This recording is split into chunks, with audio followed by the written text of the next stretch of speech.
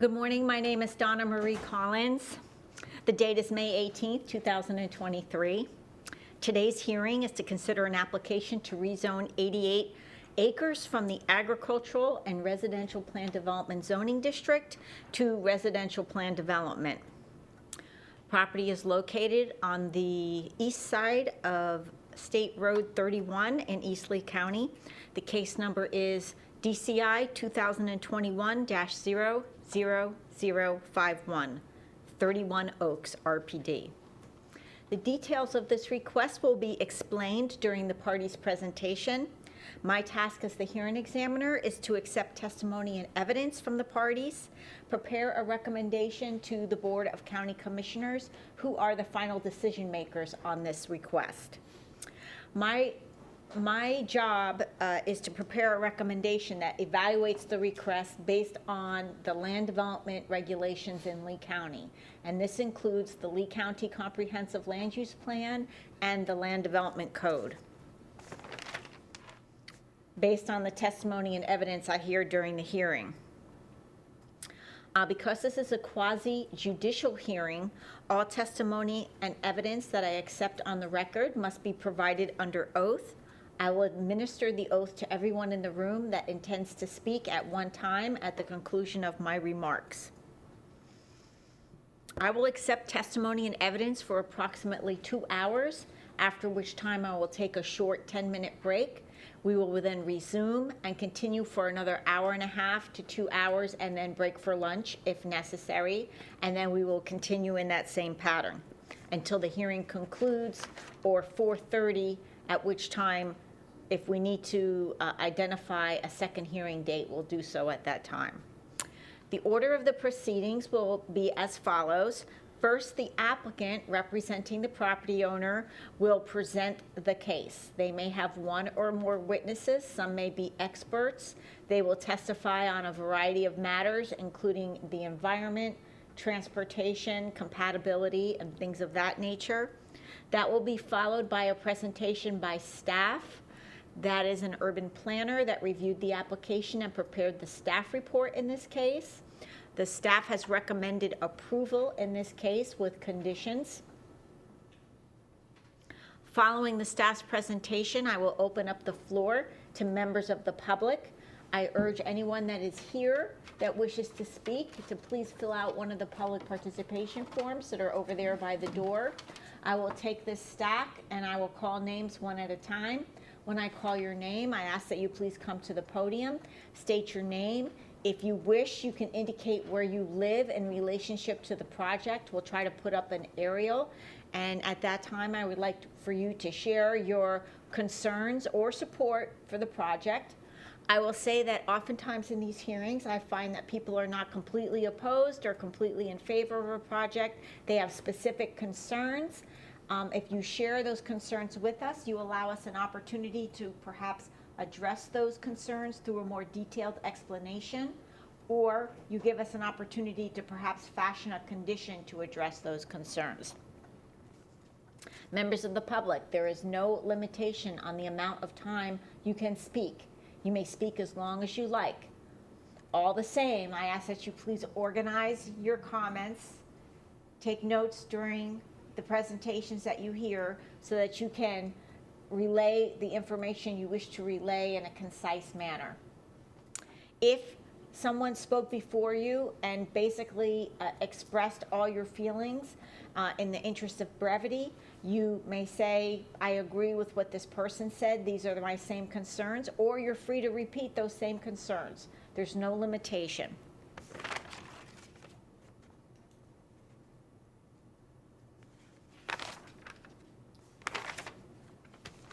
Also, one last thing I want to say about public input.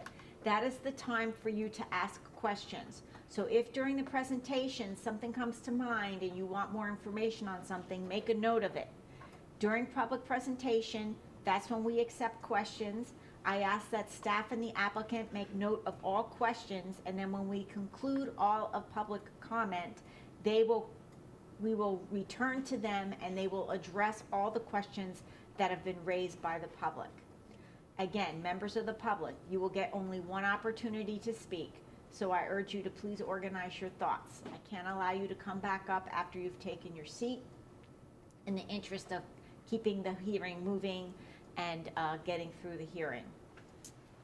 All right, at this time, I'd like to administer the oath to everyone in the room. If you intend on speaking on the record, please raise your right hand. Do you swear or affirm the testimony and evidence that you give in this hearing will be the truth? I do. Thank you very much. I am ready to begin. Staff? Madam Hearing Examiner, I just want to put one thing in the record for staff exhibit. It is the affidavit stating that this hearing has been advertised. Thank you. Sure. This is staff exhibit number 2. It's an affidavit of publication confirming that notice of this hearing was published in the news press as required by law. Good morning. You may begin. Good morning, Madam Hearing Examiner. My name is Steve Hartzell. I'm with Pavis Law Firm. I'm here today on behalf of Neal Communities. With me today are our team members, Pat Neal, who is the founder and CEO of Neal Communities, with some of the Neal team. Ivory Matthews and Dan Cizelski are on the front row there. Jeremy Franz is our project planner. He's with RVI Planning and Landscape Architecture. Brandon Fry is our project engineer. He's the director of land development engineering at JR Engineering. Yuri Baiko is with TR Transportation. He's a traffic engineer with them. And Bethany Brocious is our project ecologist. She's the vice president at Passerelle and Associates. Let me begin with just a brief overview. As you pointed out, the project is on the east side of State Road 31, north of State Road 80. Our request today is to amend the existing Marina del Lago RPD to add about 38 acres. We're in agreement with the staff proposed conditions, with the revisions that were proposed in the 48-hour letter as revised by the 36-hour addendum to the 48-hour letter, which you have been provided.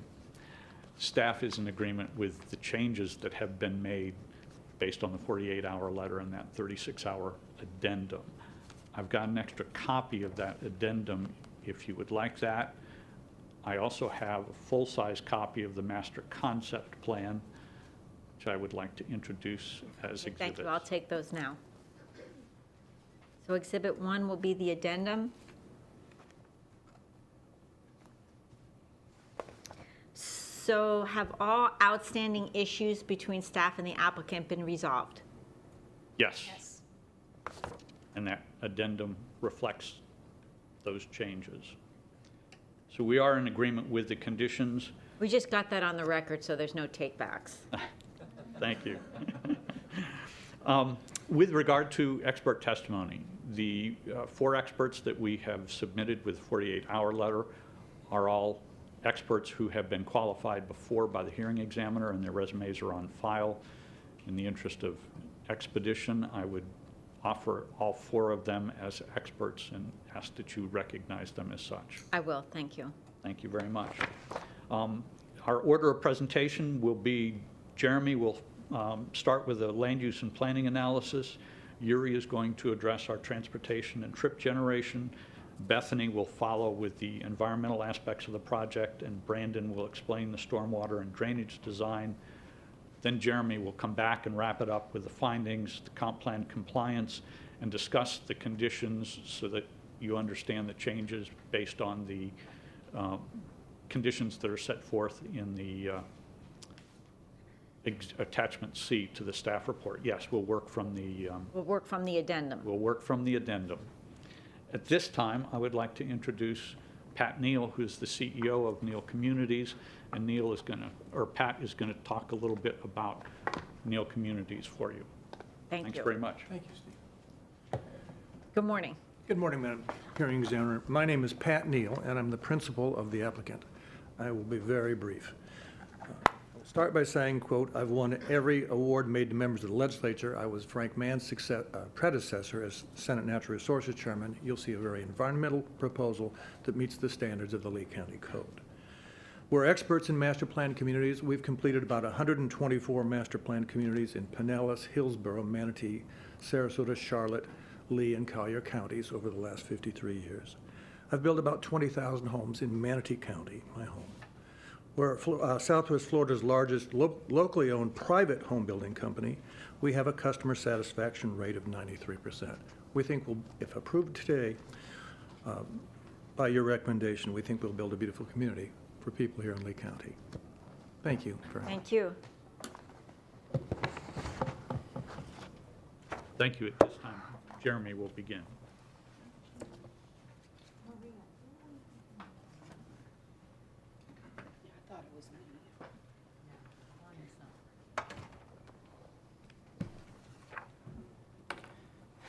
Before I begin, I do have a copy of the PowerPoint if you'd like that. This is applicant Exhibit 3, PowerPoint.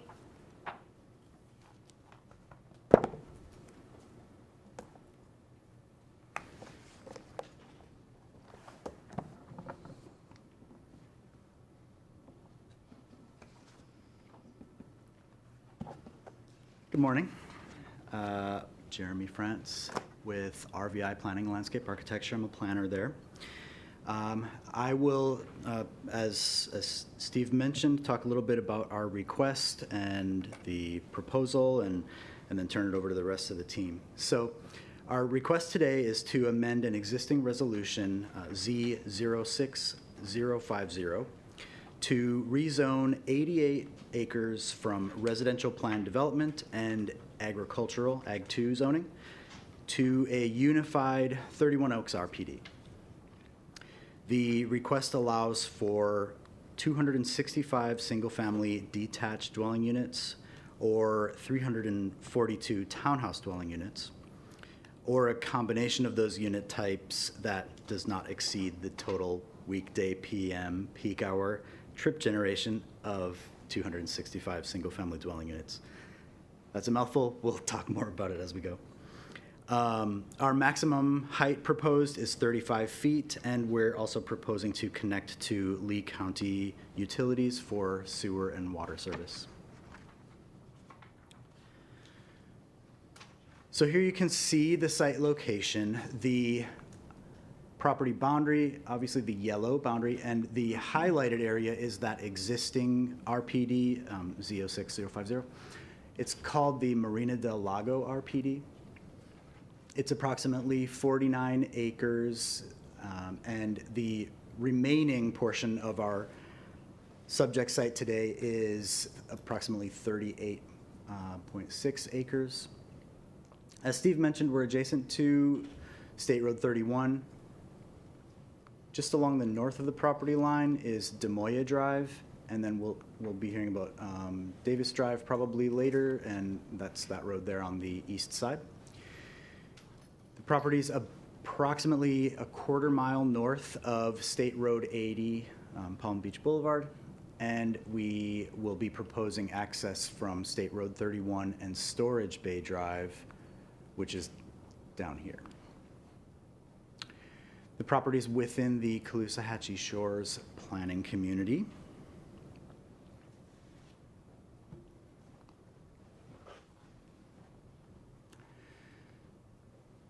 That planning community has a maximum height of 45 feet or 3 stories. Fort Myers Shores is the residential community to the east of the property. You'll see on the next slide predominantly suburban future land use and developed with single-family homes. Around the property, there are a variety of approvals, although a number of these properties appear to be vacant now. You can see marina uses here. There is commercial uses all along State Road 80, and there are a few other commercial and residential approvals in the area, or in these properties that are surrounding. Here you can see the future land use for the area. So you can see predominantly suburban future land use, some wetlands on the property as well down in the southern portion. To our south is a portion of urban community designation. The table on the screen demonstrates the maximum allowable density under the suburban and wetland future land use categories for the property. We've demonstrated a calculation of 6 units per acre for wetlands that are preserved on the property and 1 unit per 20 acres for impacted wetlands. And so you see that calculation works out to a maximum allowable of 474 units on the 88 acres.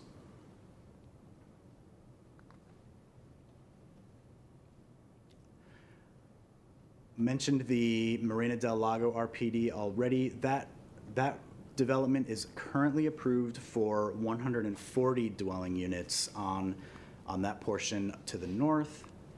It allows a maximum height of 35 feet or 2 stories, and also includes a boat trailer parking area, which I'll point out on a future slide. And as I mentioned before, to the south are the agriculturally zoned properties. And then here you see some of the other zoning approvals that have been in the area, both north and south of the property.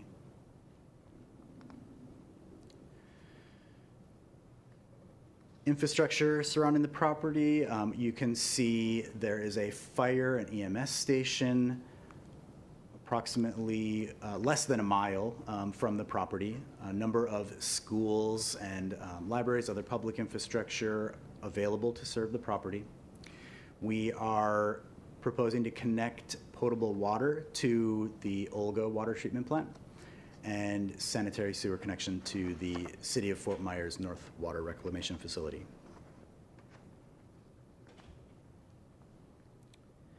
Here you can see the master concept plan for that Marina del Lago RPD. It included access to Des Moines Drive, as well as to State Road 31. The maximum height, like I mentioned, 35 feet, and the boat trailer parking is this area here. Directly adjacent to this boat trailer parking is the existing Davis boat ramp, which is a public ramp. Our proposed master concept plan, bringing in those southern parcels, we're again requesting 265 single-family detached single-family homes, 342 townhouse dwelling units, or a combination of those unit types. Our access points are a little different than those previously approved. We have access to State Road 31 here in the south, and then access to Storage Bay Drive there. We do not have any access to Des Moines Drive. Both of those accesses will be gated, and the southern access on Storage Bay Drive will be for residents only, resident entry only.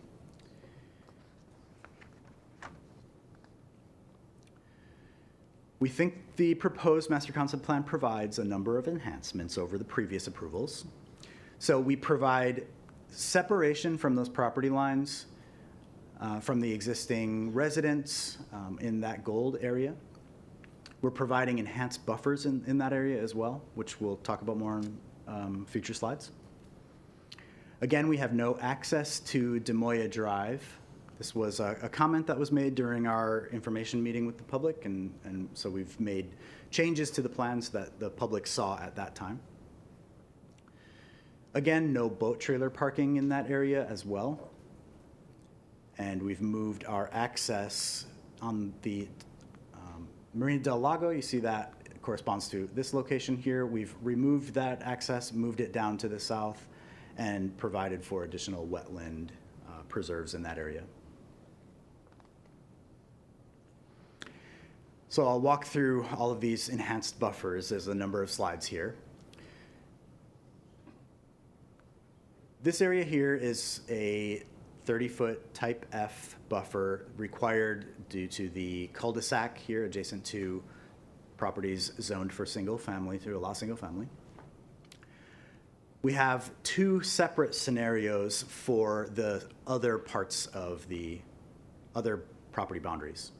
So as I mentioned, we're requesting single family or townhomes or a combination. So in the case that single family, is, in these areas, a 6-foot-high opaque solid wall or fence will be constructed, as well as a 10-foot wide buffer, which is larger than the code-required optional residential project wall, or wall and buffer.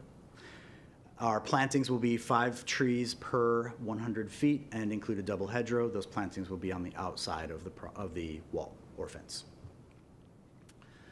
In the case that townhomes are constructed, there will be an 8-foot-high solid wall or fence.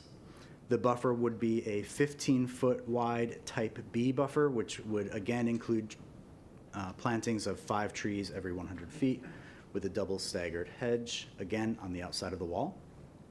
The Marina del Lago did include a project wall and buffer here along the existing single-family lots. We've extended that to the southern area. So now we can take a look at what that will mean for the folks in the room and who own these properties adjacent to us. So in the case of single family being developed along the property lines, in these green areas, this would be your 10-foot buffer, 6-foot opaque fence or wall, and there are, as you'll see on some future slides, there's also some floodplain storage and conveyance areas on the outside of that buffer as well. So this is our proposed project, and these are the existing homes. And this is what the potential sight line would look like from about a 6-foot level on the existing residential side, looking onto the property. You can see that buffer and fence or wall would significantly obscure sight lines onto the property. Now, in this area where there is a proposed lake, you see a similar buffer and storage conveyance area before then the lake area. Again, sight lines significantly obscured, and as I mentioned, we've provided more distance from the property line than was previously in the Marina del Lago RPD. Again, that sight line is looking from the existing residential onto the proposed property.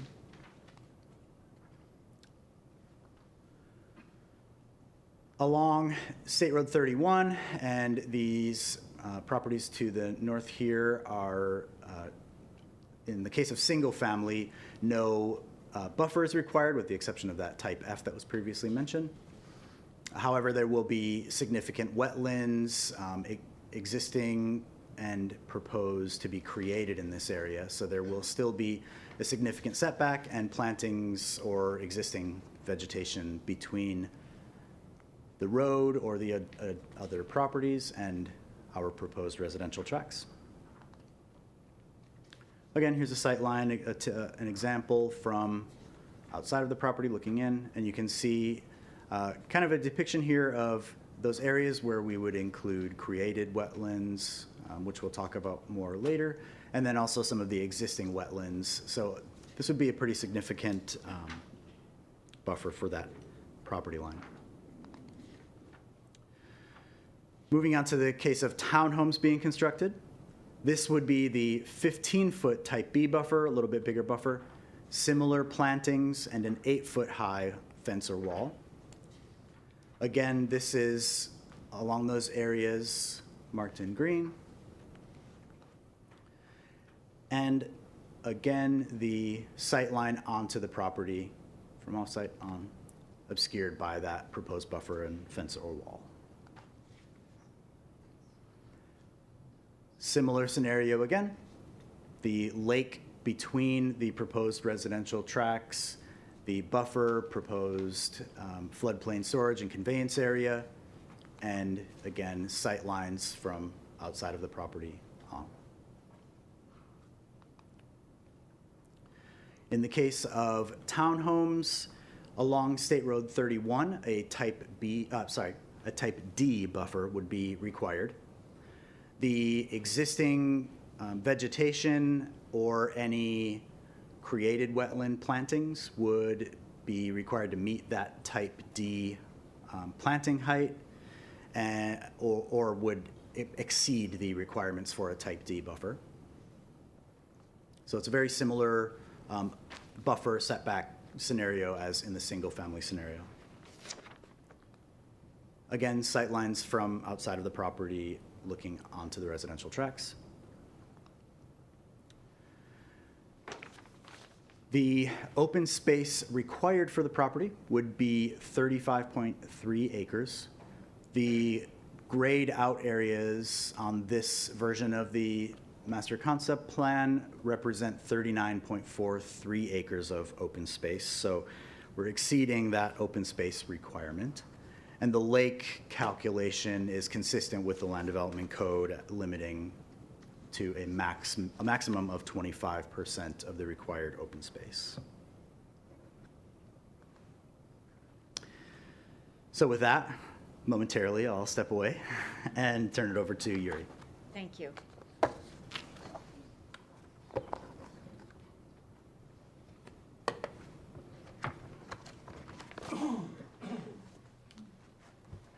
Good morning, Yuri. Good morning. For the record, Yuri Baikal with Tier Transportation Consultants.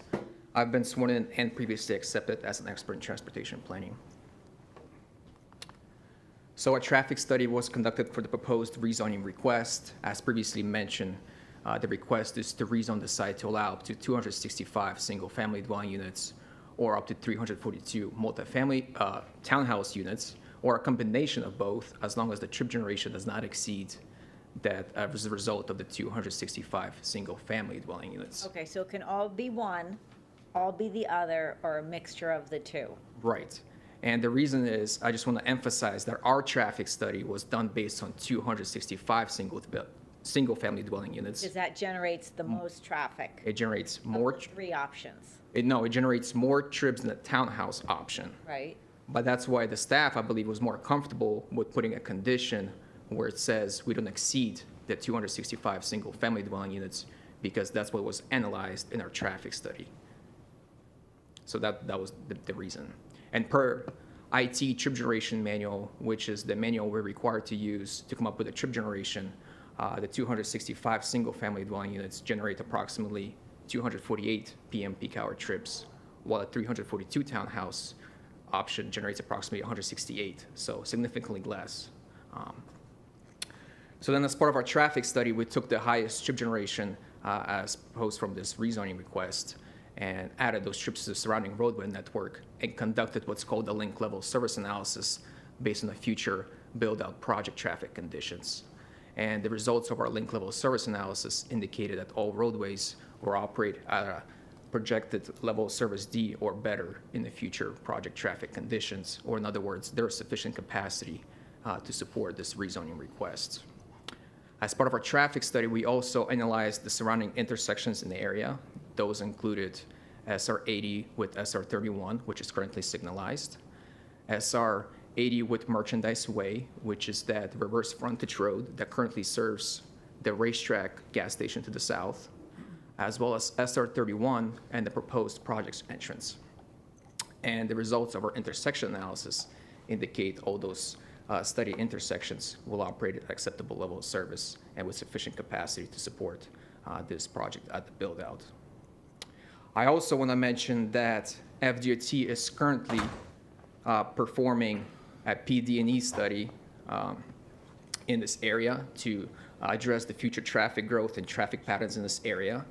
As part of their PD&E study, they're evaluating the widening of SR 31 from SR 78 to SR 80 to a 6-lane facility. Currently, it's a 2-lane roadway. So that is something they're studying currently.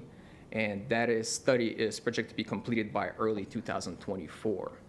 But again, that improvement is not funded yet for construction, and that's why our traffic study did not include that improvement.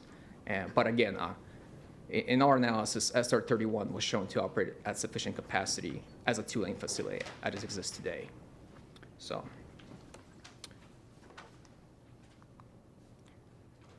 And also, I just want to mention that we still have to do another traffic study once we go through the development order process with the county, and that's when we'll look at more site-related improvements, such as turn lanes, et cetera. So there will be another traffic study that'll be done for our specific development at the development order stage. So it is my professional opinion that 31 Oaks RPD has met all the applicable standards and demonstrated consistency with the transportation element of the LEAP plan and the land development code. And if you have any questions, I'd be more than happy to answer them. Thank you. I don't Thanks. have any questions right now. Thank you. During public time, that's when you ask your questions related to transportation? Okay, no, it's during public.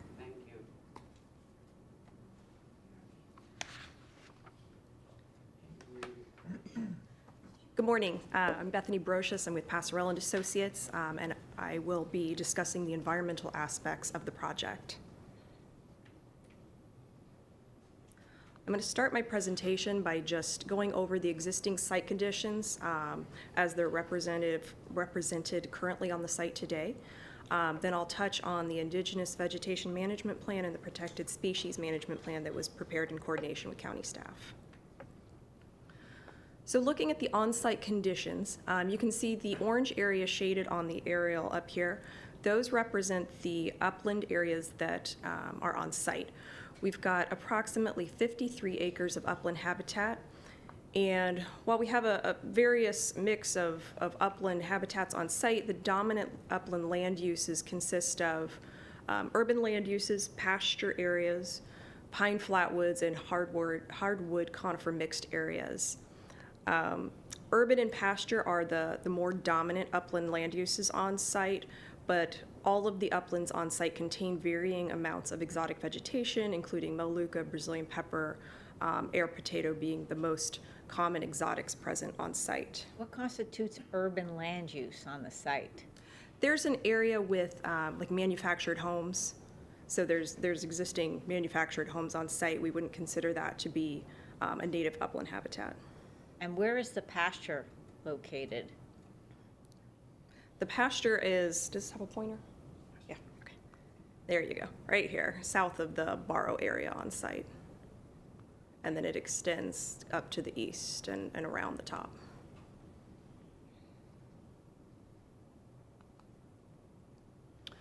The green areas noted here represent the wetland areas on site. We have approximately 22.8 acres of wetland habitat on site, and the dominant wetland areas consist of mixed wetland hardwoods, willow and freshwater marsh areas, and hydric cabbage palm areas. In addition, there's about a 12.5 acre Barrow area on the southern portion of the project site here. Now, the wetland areas on site contain much more exotic vegetation, and the majority of them actually contain greater than 50% cover by exotic vegetation.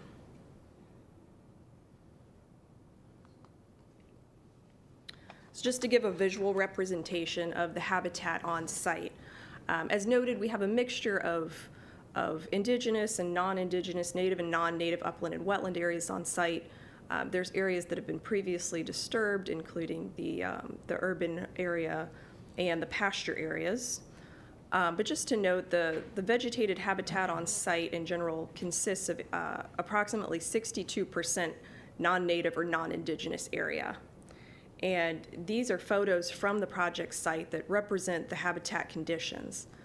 The top photo here represents the pasture areas that exist out there.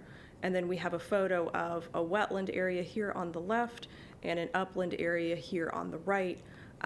Most noteworthy is the concentration of exotic vegetation within these habitat types, melaleuca and earleaf acacia being present in the background here, and a dominance of melaleuca present in the background of this habitat.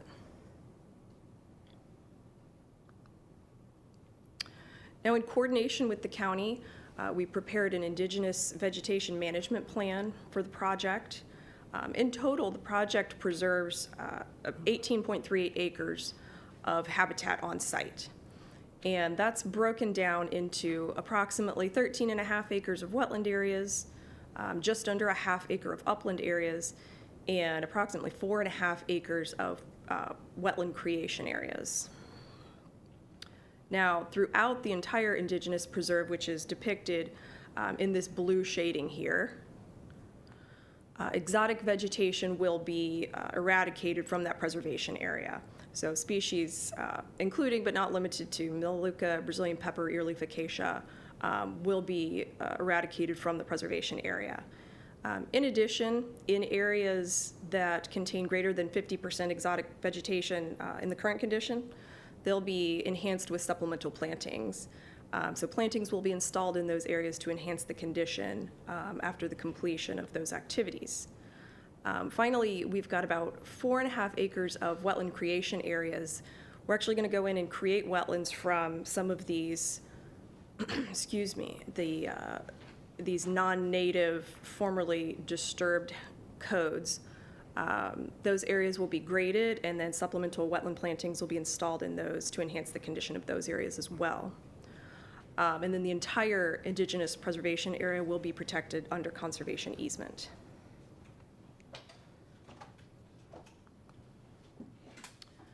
So also in coordination with the county, a protected species management plan was prepared for the project. Now, a protected species survey was conducted on site in October and November of 2021.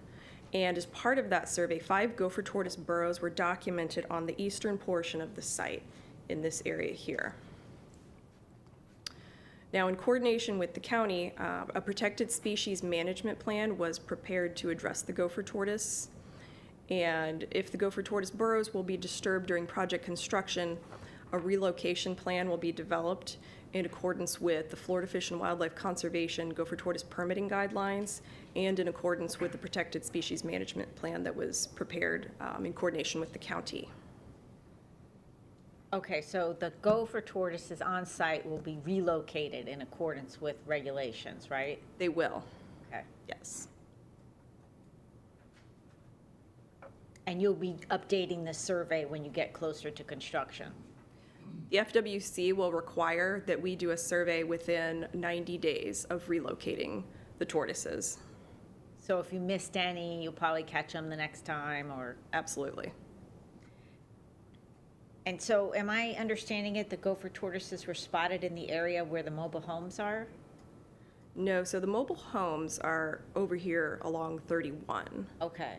And the It just looked like there were structures on the map, that's why. Oh, okay. No, those are probably just the gopher tortoise identifier points. I see. Thank you.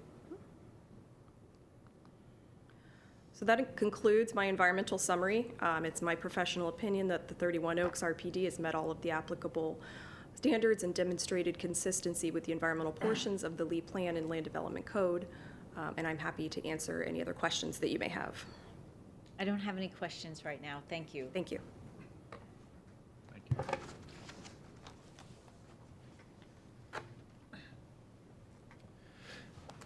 Good morning. My name is Brandon Fry. I'm a professional engineer registered in the state of Florida and serve as the project engineer for the 31 Oaks RPD. Okay, please speak up, Brandon.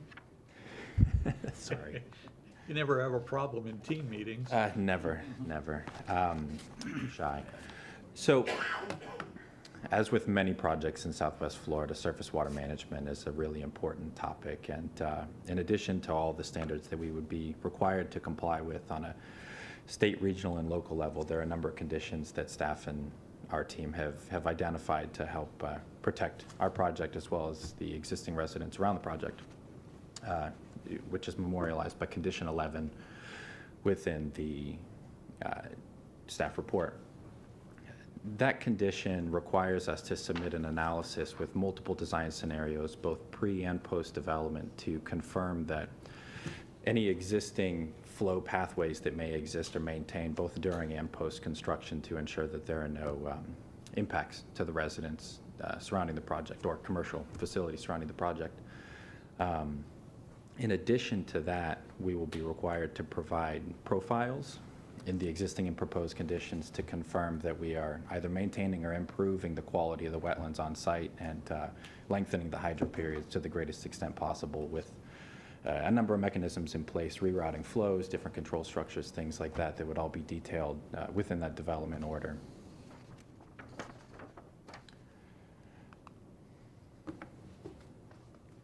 It is my professional opinion that the 31 Oaks RPD has met all the applicable standards and demonstrated consistency with the Lee Plan and Land Development Code, and I'm open to any I have questions you may have. questions. Can we go Sure. back to the site plan, please? Certainly. I'd like you to explain to me how the surface water management system is designed to operate. Internal or external? Everything. Okay. So internal to the project, it's relatively similar to most development that you'd see in Lee County. So South Florida governs predominantly what those standards would be. So there's a berm that goes around the site, and there are multiple design scenarios that we have to hold all the water in and meter our release to. So in other words, there's not just a deluge of water that leaves the site when it rains. There's a berm that goes around the site, and our outflow is regulated to provide both water quality and water attenuation. Okay, so the site is bermed, which means any rainfall that falls on your site and runs off your impervious areas will be directed to To the on-site lakes, on-site lakes, and they'll Yes. be held there. yes, until the required water quality has been provided, and then it'll be discharged off-site at a metered rate that's established by the South Florida Water Management District. And that rate would either be regionally based on what their opinions are for the discharge, or not greater than our existing discharge. So where are the outfalls for this project? The outfalls for this project are, well, right here is one of the outfalls, right here is one of the outfalls internally. And then what happens? And then it flows through the indigenous or created wetlands, and then there's a pipe that goes under State Road 31, and then it travels north and then into the Caloosahatchee. Okay, and so all stormwater that falls on the site is going to be directed to that outfall down there ultimately, and then out to the roadway? That's correct, and then out to the river. Okay. So in addition to the runoff that we generate and discharge on site, there are a number of off-site properties that discharge onto our property.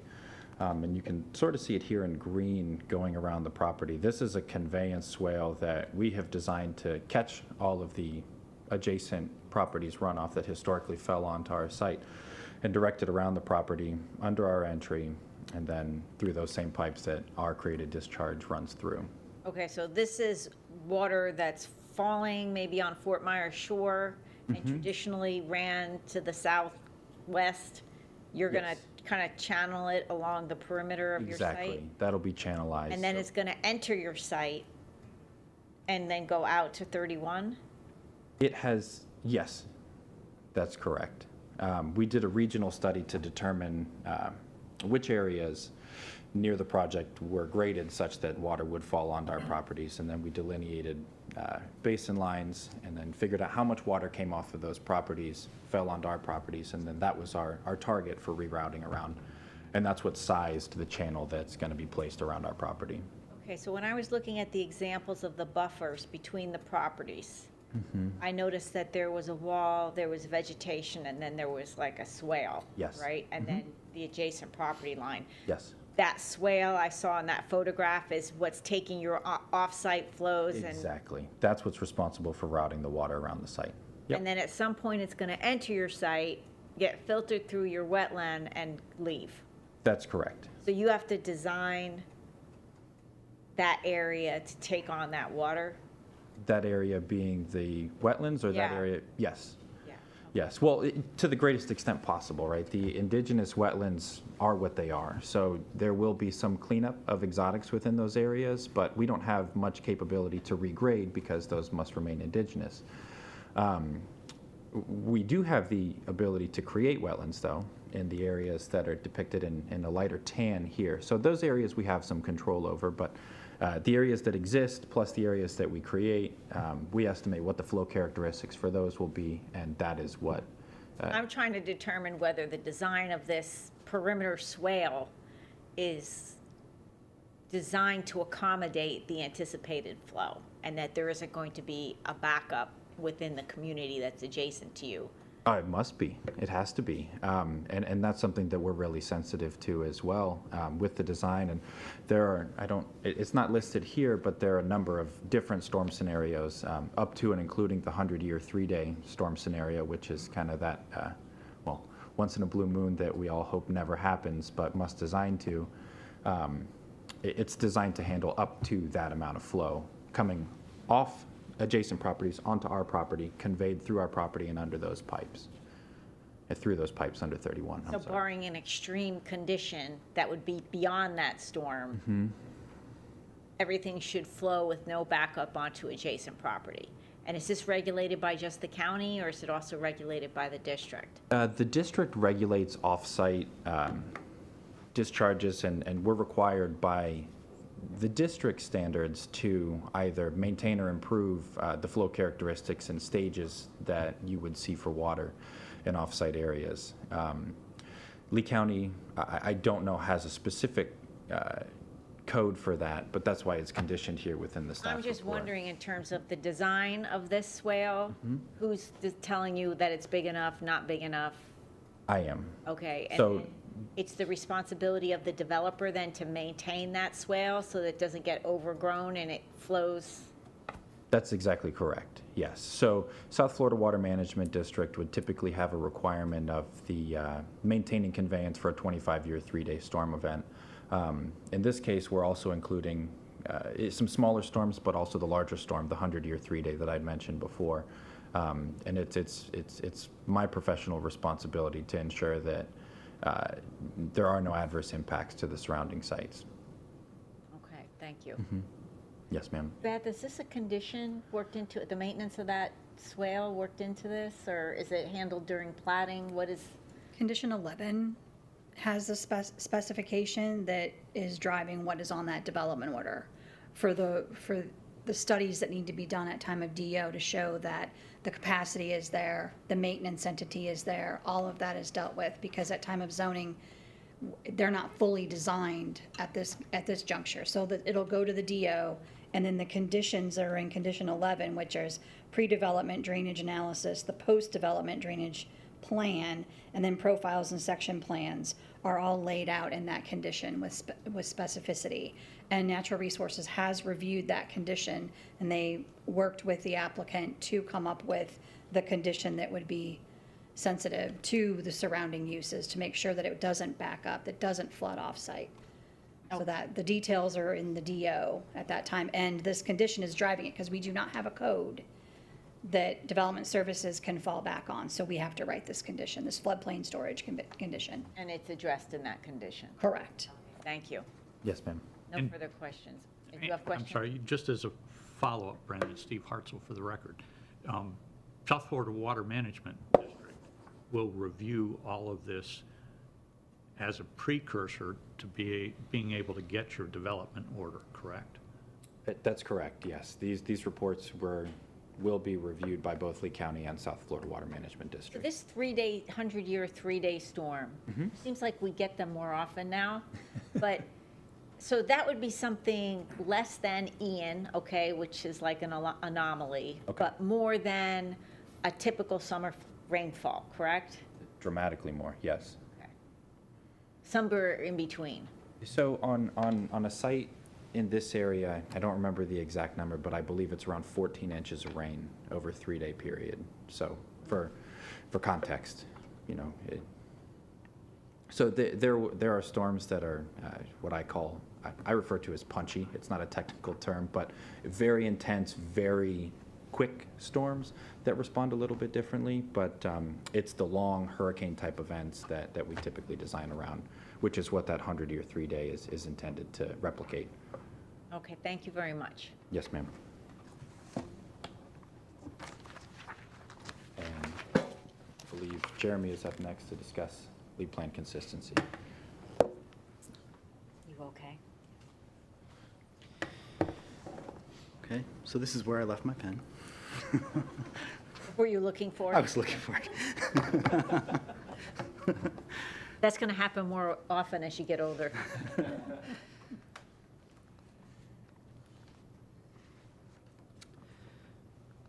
So I'll run through our lead plan consistency and then review the conditions and deviations as well. So the suburban future land use category, policy 1.1.5, is predominantly residential areas that provides housing near urban areas, but not the full mix of land uses that are typical to an urban area. Our project supports the protection of the existing and emerging residential neighborhoods surrounding the property. And you see that memorialized in conditions 1 through 3, which establish the density and uses and development types, development standards. The wetland future land use category, policy 1.5.1, limits development to very low residential density and recreational uses that do not adversely affect the ecological functions of wetlands. As we've reviewed, the project preserves and creates wetlands on site with no adverse effects on the ecological functions of wetlands. Several conditions address this. Conditions 5 and conditions 9 through 10 ensure the protection of wetlands through preservation requirements and wetland permitting. And as we just talked about, condition 11 ensures no adverse effect on the ecological function through floodplain storage requirements. Objectives 2.1 and 2.2 require contiguous and compact growth patterns where adequate public facilities exist. We're located in an area readily served by public infrastructure and contiguous to existing and emerging development. Condition 3 ensures that our density does not exceed a total weekday PM peak hour trip generation of 265 single-family dwelling units. And that condition also establishes that we cannot exceed the available capacity of water and the water and wastewater system that is serving the development. Standards 4.1.1 and 4.1.2 require connection to Lee County utilities for water and sewer service. We submitted a letter of availability for potable water and sanitary sewer services with the application. We'll be required to do that again at the time of local development order. Goal 5 related to residential land uses. Policy 5.1.2 prohibits residential development where physical constraints and hazards exist. And policy 5.1.5 protects existing and future residential areas from encroachment of uses potentially destructive to community character. So in addressing these policies, we've provided those enhanced buffers that we reviewed, especially adjacent to the existing residential uses. We are, again, located in an area currently served by public infrastructure. We provided that letter of availability for services, for water and sewer services. And again, condition 3 aimed at establishing a maximum density and ensuring that we don't exceed the water and wastewater capacity serving the development.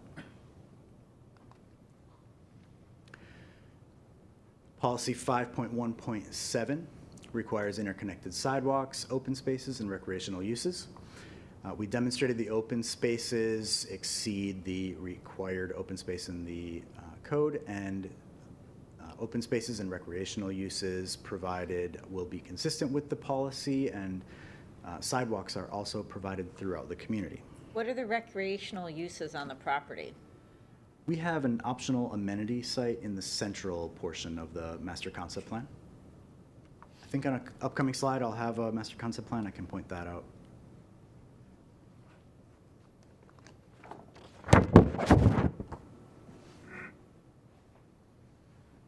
We're looking at the stormwater management plan, but the optional amenity center is in this area here. So if you don't build the amenity center, no amenity for the project?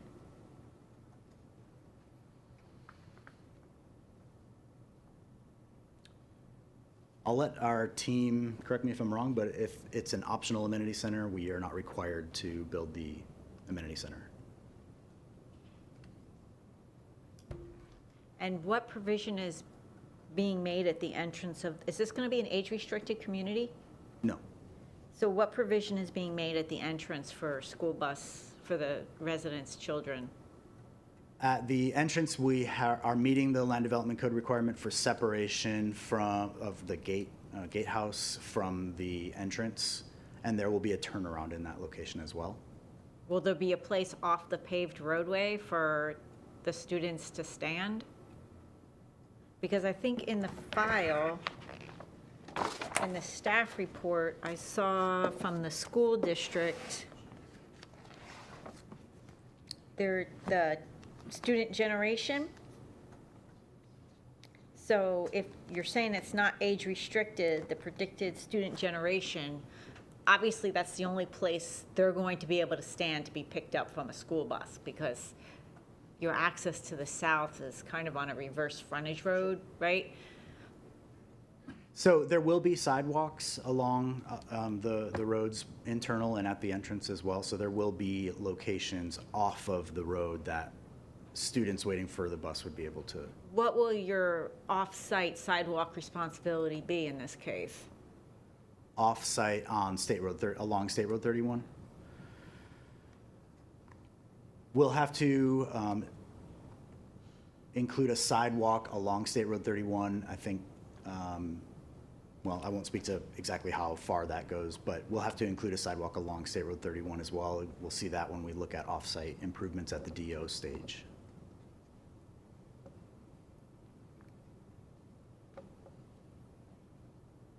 Okay.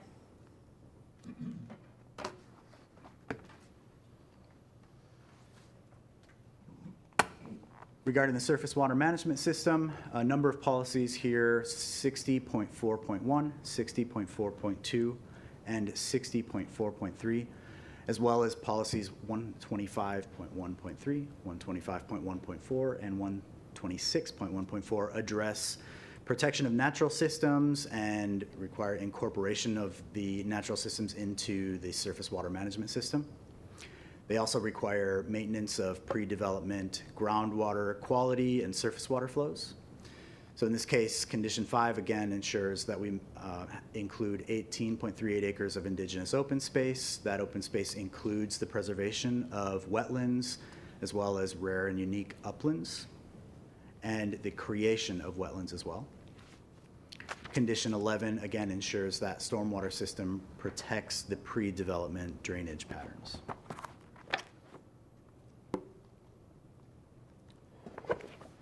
Regarding the coastal high hazard area, policies 101.1.1, 101.1.2, and 101.3.2 require the protection of environmentally sensitive lands.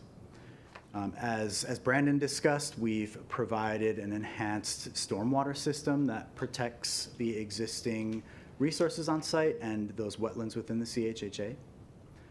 Again, conditions 5 and 9 ensure that wetland preservation and permitting occurs prior to the local development order.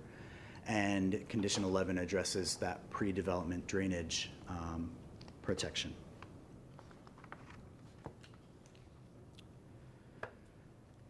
Objective 123.2, 123.3, and policies 123.4.4, 123.3.1, and 125.1.3 require protection of environmentally sensitive habitats and plant communities. Again, conditions 5 through 10 ensure indigenous open space is provided, managed, and placed under a conservation easement. And state permits will be required for the relocation of those gopher tortoises that Bethany mentioned. Earlier, I mentioned we're in the Caloosahatchee Shores Community Plan. So policy 21.1.1 requires maintaining regulations providing enhanced landscaping, signage, and architectural standards consistent with an Old Florida rural identity. And policy 21.1.2 requires that any deviations from the landscaping, buffering, signage, or architectural requirements must meet the approval criteria for variances. As we've reviewed, the project provides buffers, setbacks, and access points, all aimed at protecting those existing, that community identity. And we have not requested any deviations related to those requirements in policy 21.1.2 that would require the criteria for variances. The perimeter landscaping actually exceeds code's minimums, right? It exceeds code minimum in a couple of ways in both the single family and the townhouse requirement. Thank you.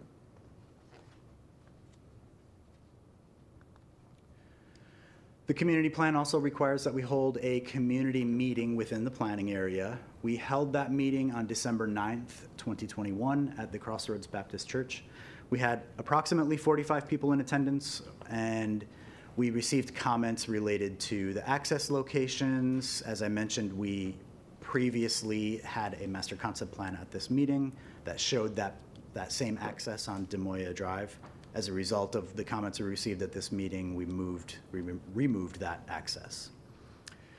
We also heard comments related to traffic impacts on Davis Boulevard, again, related to that access point on Demoya, as well as the intersection of State Road 80 and State Road 31, and also questions about just those locations and sizes of the buffers and setbacks. So was Demoya's output onto Davis and then ultimately? That's right. Okay, thank you. So you made modifications to your site plan in response to comments you received from the public at that meeting? Yes. Moving on to the LDC. The findings and conclusions are in LDC section 34-145D4. The project complies with the LEED plan. Project meets the Land Development Code and other applicable county regulations or qualifies for deviations. Project's compatible with existing and planned uses in the surrounding area and will provide access sufficient to support the proposed intensity and the expected impacts on existing or planned transportation facilities will be mitigated through the county regulations or the conditions in the staff report. The project will not adversely affect environmentally critical or sensitive areas or natural resources. Will be served by urban services as defined in the LEED plan, and the proposed mix of uses is appropriate at the proposed location. The recommended conditions provide sufficient safeguards to the public interest and are reasonably related to the impacts on the public's interest expected from the plan development. And the approved deviations will enhance the achievement of the objectives of the plan development and preserve or promote the general intent of the code to protect the public health, safety, and welfare. So moving on to the conditions. Hang on a second.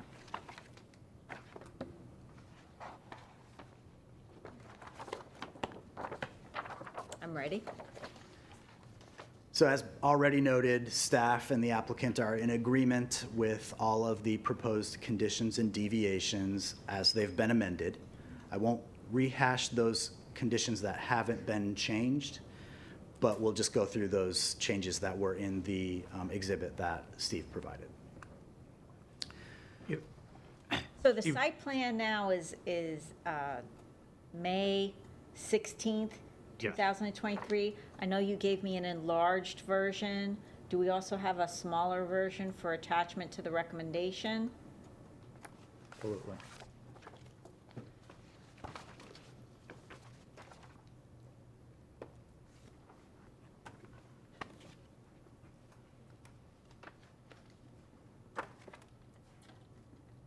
Thank you. Number 4.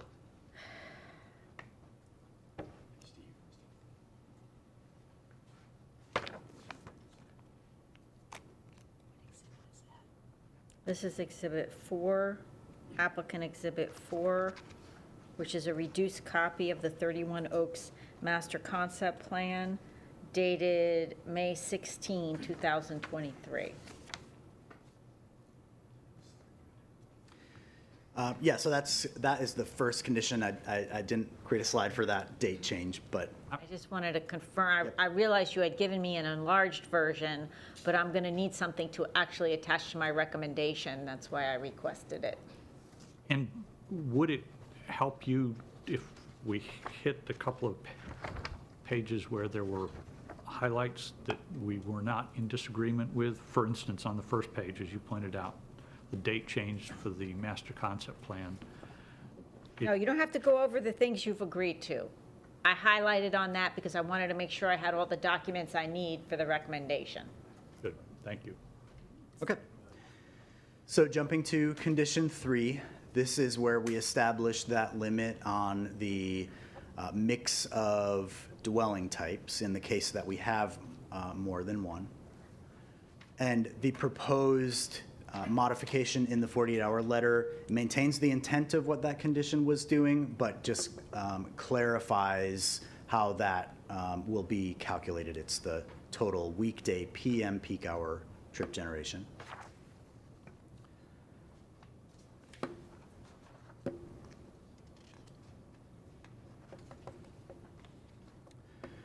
Moving down to condition 12. A complete strike through underline, but again, maintaining the intent of the previously proposed condition language. In this case, we've broken out both the townhouse and single-family scenario, so that's very clear which buffer type and what's associated with that buffer is required. So this condition ensures those enhanced buffers that we talked about for both the single-family and townhouse lots. We include an opaque solid wall or fence for both scenarios. Again, in both scenarios, the buffer plantings will be outside of the fence or wall. And again, staff and applicant are in agreement with these proposed changes that are highlighted.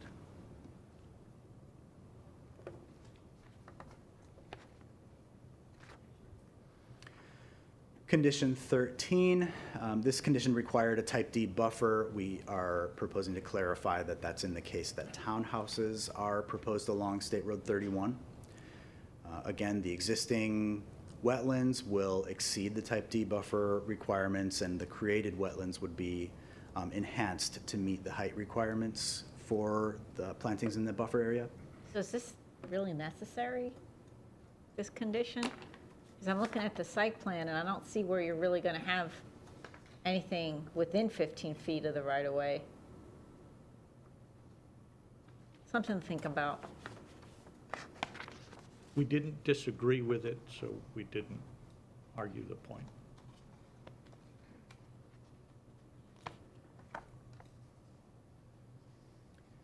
Moving on to the deviations. Deviation 1 and 2, we don't have any changes to. The deviation 1 allows for water retention excavations to be a minimum of 25 feet from the private property lines. Again, we've got a vegetated buffer and a project fence or wall proposed between that stormwater lake and the adjacent property lines. Deviation 2 allows for lake banks with 4-to-1 lake slope ratio slopes. And in that case, we're providing turf reinforcement mats and enhanced herbaceous plantings to mitigate the potential for lake bank erosion. On deviation 3, we proposed a minor change to the language. This deviation allows for dead-end streets in those 2 locations identified there and there by the green.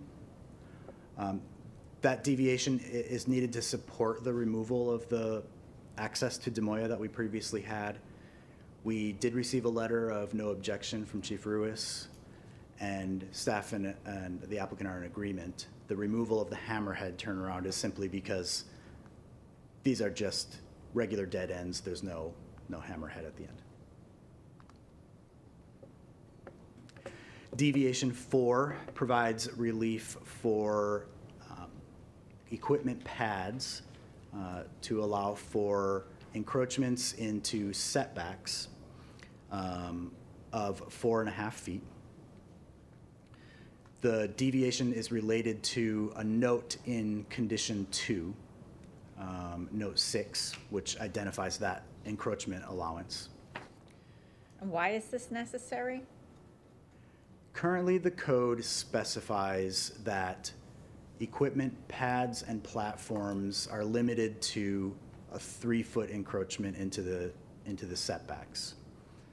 The way that is actually applied, as we understand from staff, is that it only applies to raised platforms, and that a pad that is at grade is not required, is not limited by that standard. However, the code still states that. So we're just asking for that clarity so that as we go through the review process, it's clear that those pads can encroach. So why is that necessary, though? Why can't it? So 4 is more than 3, that's why you need the deviation? Exactly. And that enhances the project in what way? It allows us the ability to, you've seen on the site plan, we're kind of sandwiched between wetlands on one side and residents on the other. We've really tried to keep a very compact residential development, and so it allows for flexibility in the design of those lots, those individual lots, to allow for, you know, just a further encroachment of the pad. Okay, thank you.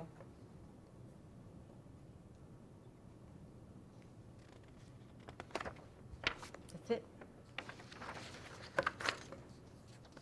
I'll end, I think, with just a quick summary of what we think are the benefits of the project.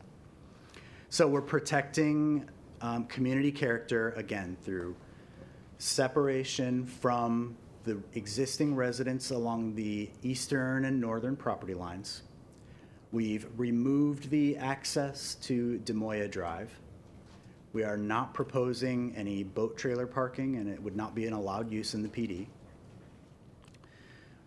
The development is an infill development, and it is requesting less than the permissible density in the suburban future land use category as well. We're also providing significant protection of the natural resources. We're exceeding the open space requirement, providing 18.3 acres of preserves, and we're including the creation of wetlands of approximately 4.5 acres.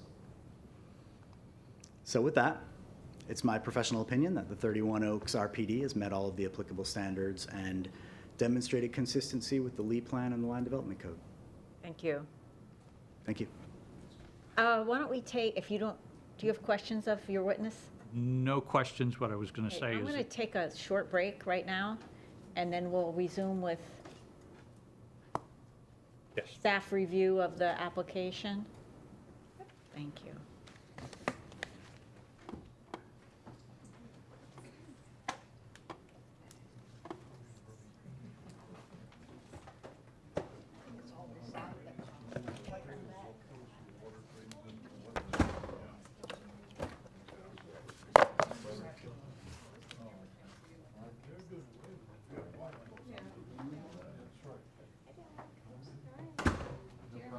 You know what I have found out? That the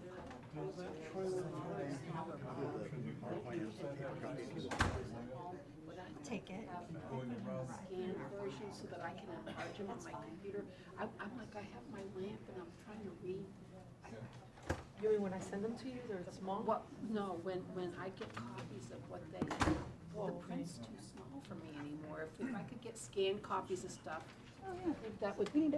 I can take it. Did you get one from the? It goes in the box up there, I can take it. Do you have one also? Oh, I'll put it in the box. I got it. All right, do you have your email? Okay. Whatever, yeah. All right, good. That boat trailer parkers, this is gonna have an So make it maybe that- smaller. Maybe, I'll ask them. Do you have an extra copy for your PowerPoint? I only have a copy that has 2 slides per page. I can't read that. Yeah. Okay. I just. You know what, do you have that in a PDF form or a PowerPoint I do. form that you could email to me? Yes. Okay, I'm gonna give you my email address. Two more, thank you. By the way, I'm just so bossy. So it's D, as in Debbie, BRUNS,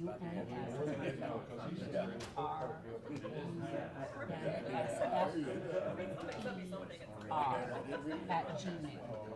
And I'm the court reporter, so your exhibits, if you could, I don't need the master concept plan, but any PowerPoint that you're reading from, it's very short. I can have it up on my computer and make sure that I'm understanding what you're saying. You did very well. You have nice cadence. I got you. Try to speak slow. It's such a relief. Richard Aiken, I see him and I just run the other way. He's one of the attorneys. So So if you could send it to Debbie, the court Yeah, reporter. would you prefer a PDF over PowerPoint? It doesn't matter, I can open up both, so Okay. whichever's easier for you. I think it will be easier for me to email like directly a PDF because the PowerPoint's large. Yeah, yes, that is a large file, yes. Okay, thank you so much. Cutting a swale around the property along the Moya, and it's going to flow into the wetland with a higher. Sherry, Frederickson. Oh, hi, How you nice to doing? meet you in Nice to person. see you again. You said boat parking, but this is on the new development part, or the new acreage? But we will not have it. No, there's no boat parking. No boat parking on our project. So Where are they going to park? biggest lot is So they can't have residents at their houses? Can they? well, this is kind of Yeah, that's probably right. But, so where the boat quarters are now, I called you about that. Yeah. That's county. that's counted. And there's that grass area. There's a bit of that is right away before it actually gets to our property. So we're not putting like a fence is right up on the street. No, but there is no to demand for boats. There's no. It's lower. And that was a predominant comment that we received there. Many people have now seen that exit. Right. I hear you. I don't mind having boat layer like this, so I could just so I might go to the county and see if I can. I'll probably talk to them if it's really small anyway. But, I mean, Ponds are also higher than the Moya. I'm considered, I do have a pair laying around right now. But yeah, I haven't seen them. it's higher But should than they the Moya. remove these? So if you cut a swale, There's a coyote back there. We'll go through the permit process with the agencies. Like Bethany mentioned,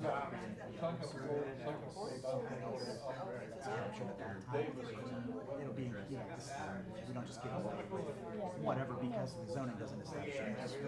The permitting process will establish it.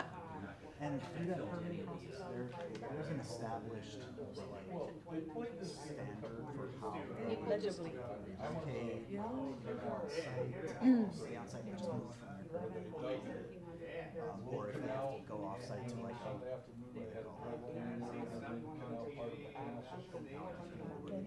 location where they establish a better but that's all established at the state level and will be required to follow. I know there's been a lot of concern in this rescue out there. I'm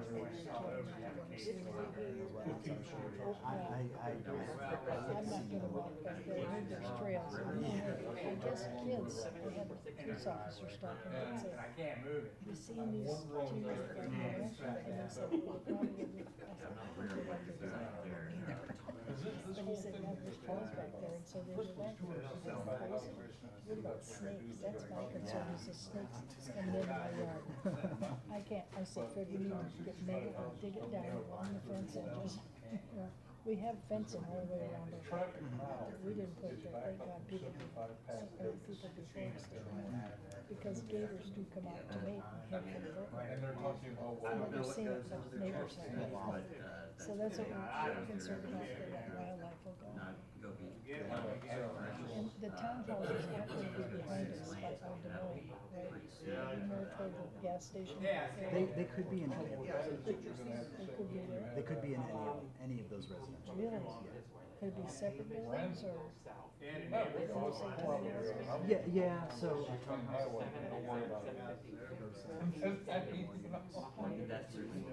So it wouldn't be like 40 rooms stuck behind. Oh, that's all. yeah, these are your typical townhomes, not Okay. and we also have the same height limitation. Okay, I was picturing these down, like I said, they're gonna be right down the back. I said, let's get umbrellas. Thank you. Went on Palm Beach, right there by the little dock. Want me to go out there?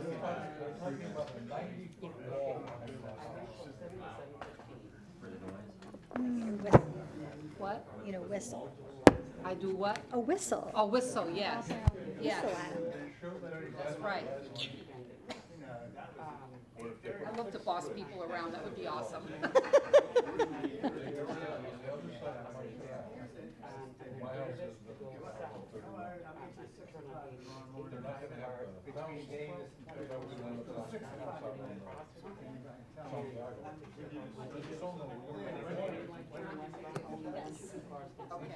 Okay, there. They were locked out, I think.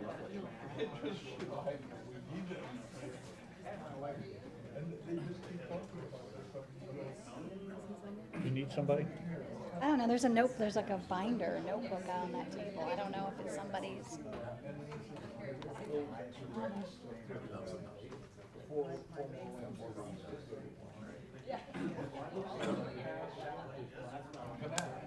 All right.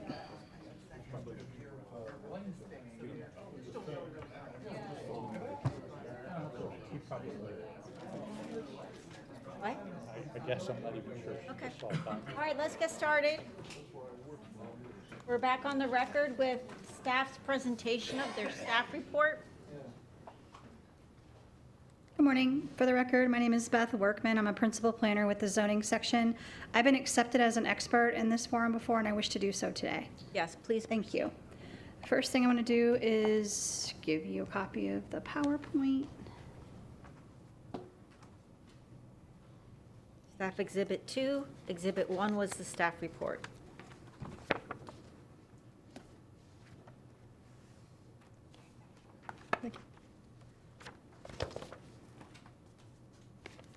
Okay, so the case before you today is DCI 2021-00051, 31 Oaks RPD. The request, as Mr. Franz went over, is a rezoning of 88.3 acres from agricultural and residential plan development to residential plan development.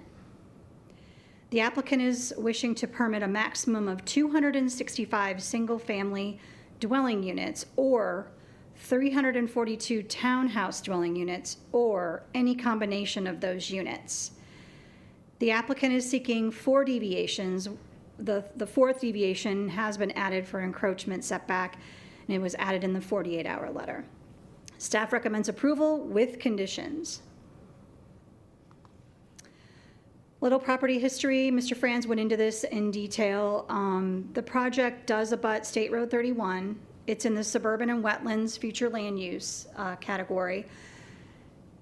Approximately 49.62 acres was rezoned in 2006 by Resolution Z06050, which was approved for 140 single-family dwelling units. And so what you see here is this little blue area that's RPD. That is Marina del Lago. That is the Z06050. So the applicant today would like to add approximately 38.68 acres to the 49.62, and that area is located in the AG2 portion down here. So this would become one cohesive plan development, rezoned to residential plan development. So this is the approval right now as it stands today, without the AG2 property that's located down here. So the applicant could go out and get a development order for this portion, and these are the requirements. For compatibility purposes, staff looked at what was previously required in the 06 zoning resolution for compatibility along the property line abutting the residential tracts to the east and to the north. And it's similar to what the applicant today is proposing. There's a 10-foot wide buffer that was proposed as part of the single family to single family. Code doesn't require a buffer when you're proposing single family to single family.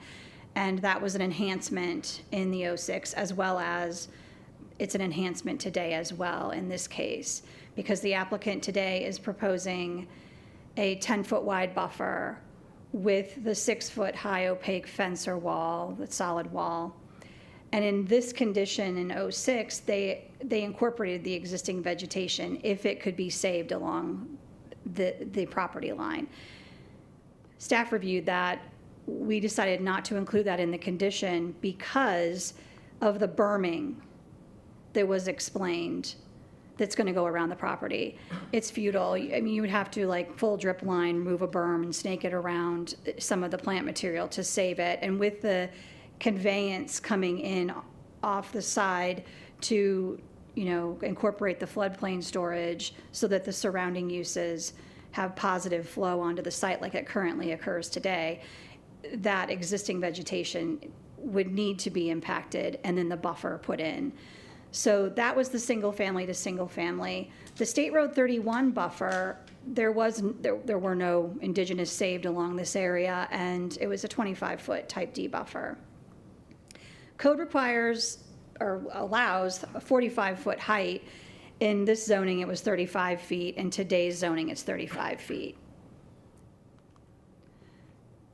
So I kind of went over a little bit about what's on this master concept plan, and Mr. Franz went over in detail with the visuals of what it's going to look like. So along the north here and the east, and then the southeast along here, it depends at time of DO what is called out along these tracks. So if single family is there, then the single family would be this buffer right here with the 10-foot wide, the 5 trees per 100 linear feet, the double hedge, and the 6-foot high opaque wall. And it's only where like the lots are abutting each other. It's not where wetlands or open space. So where there is the indigenous, that provides essentially the buffer to provide separation and compatibility.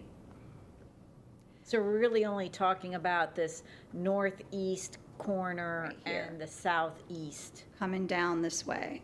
And you can see there's a note on the MCP, no buffer required right here. So if There's going to be a buffer required along the wetland or the lake there? along the lake, there is a buffer that is being required just because of the visual, and that's the enhancement, because of the visual across the lake.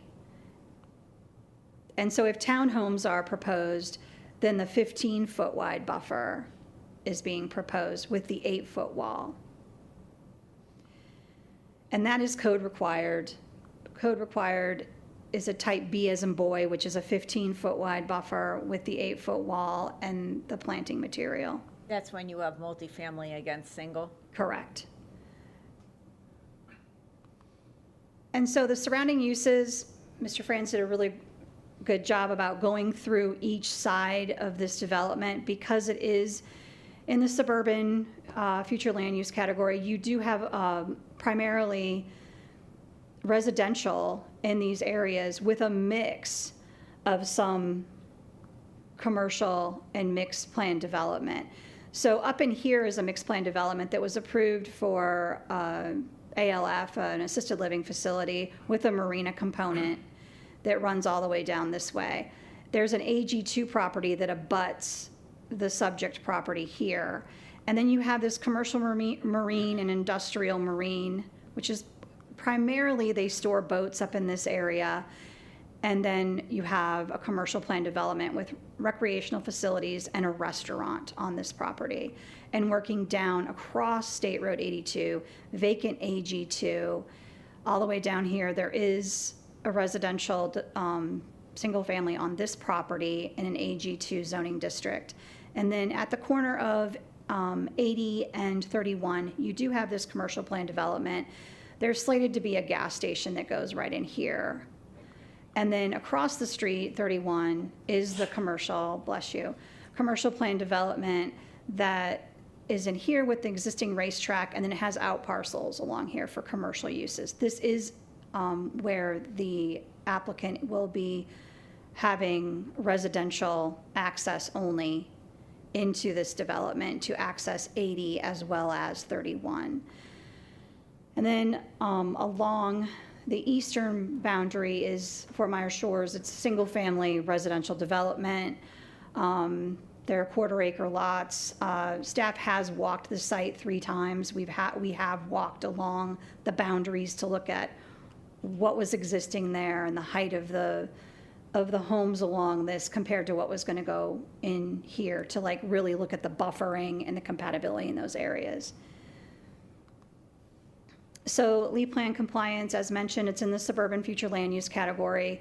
The applicant, the way that they're designing the project is less than the density that is allowed in that suburban future land use category. It's 6 units per acre.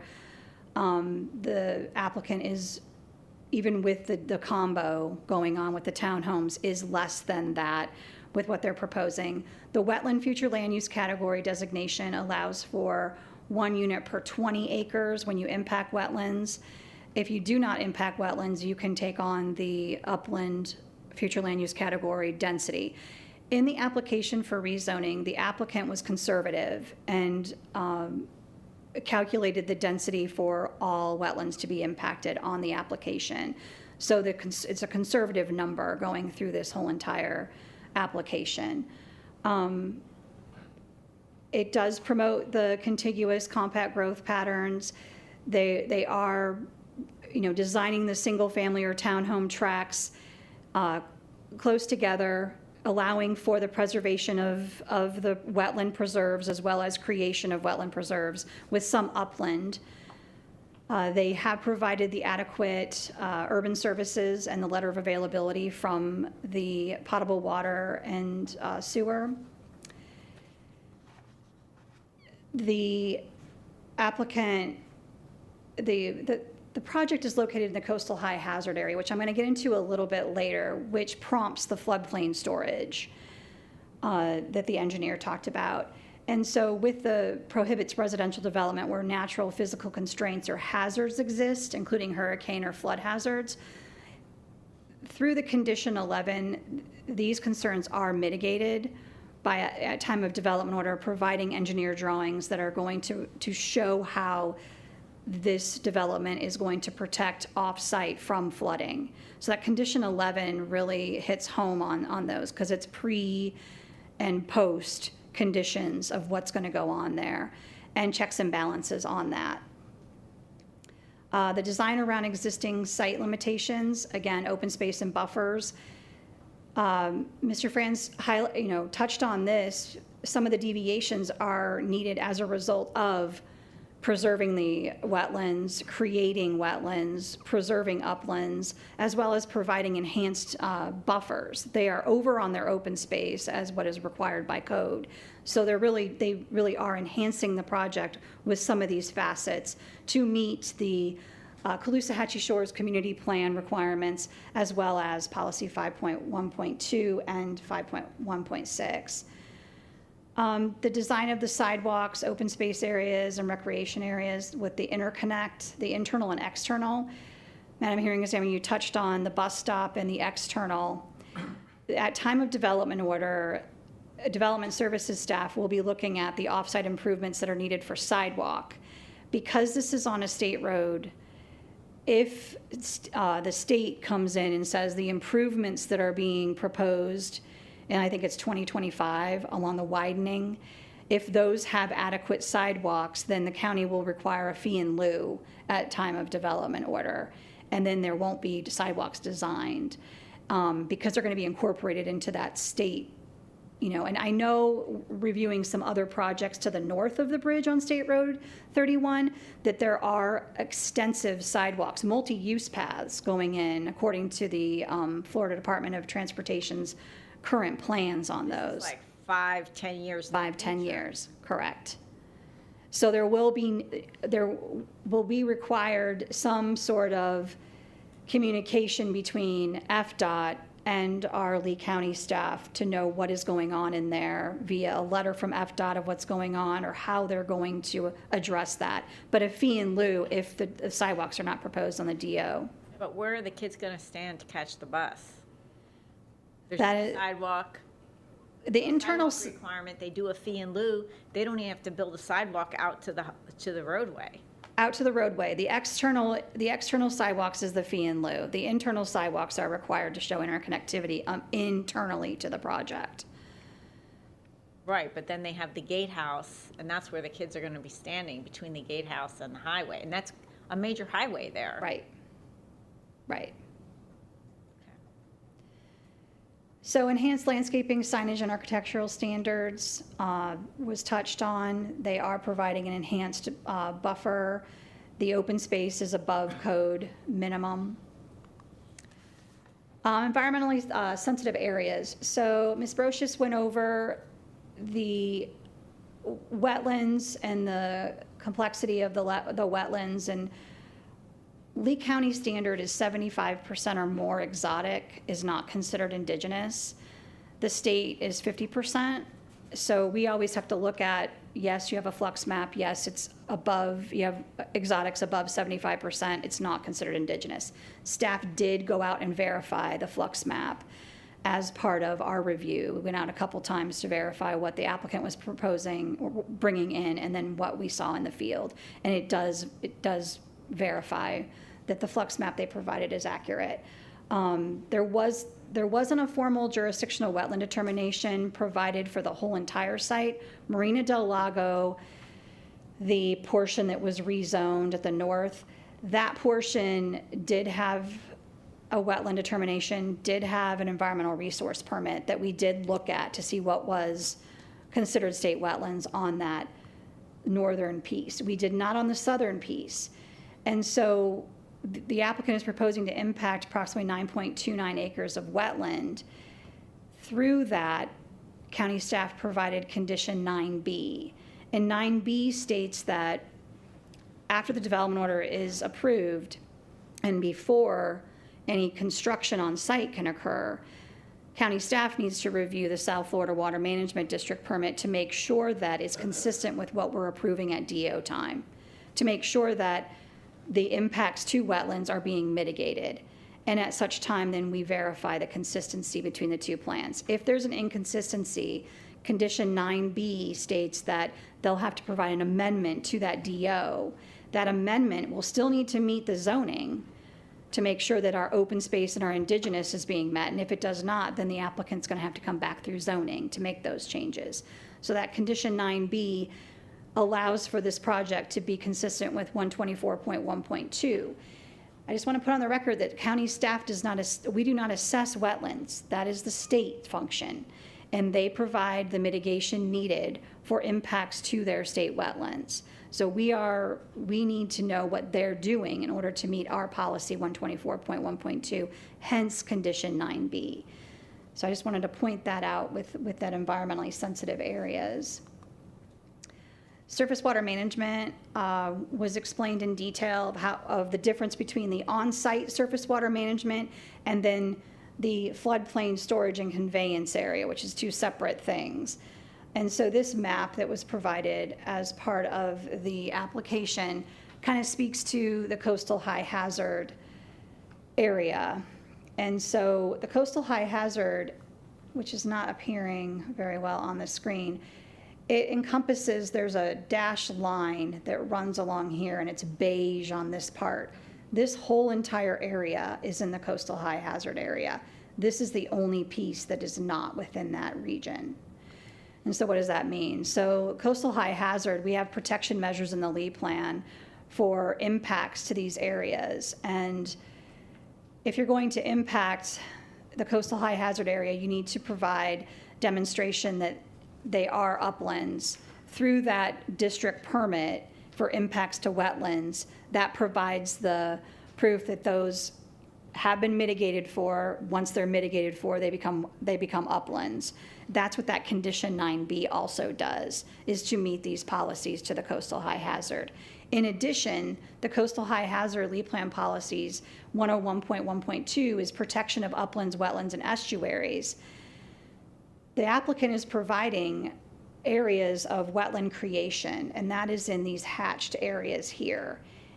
In the Indigenous Management Plan and Restoration Plan, there are tables in there that show what material is going to be restored in these areas to be able to provide water quality and additional storage. So it's in detail in that document that shows, yes, they are providing an additional wetland creation area above and beyond what is required for the indigenous open space, and here's what's going to be planted in those areas to attenuate the water and before it leaves the site. Again, this feeds into 125.1.3, which is artificial drainage systems and retention and detention areas. The engineer talked about swale systems and that kind of thing. Those swale systems, dry detention and retention, according to the Caloosahatchee Shores Code, requires plantings. And so they'll be required to plant those to provide water quality, which then feeds into 60.4.1 and 4.2, which is designing green infrastructure, which the applicant has provided and demonstrated through the review process. This speaks to water quality. As mentioned, the site is not going to degrade surface or groundwater through the additional of the floodplain storage conveyance, the plantings in the created wetland, and then the existing wetland areas that are going to be restored through exotic removal.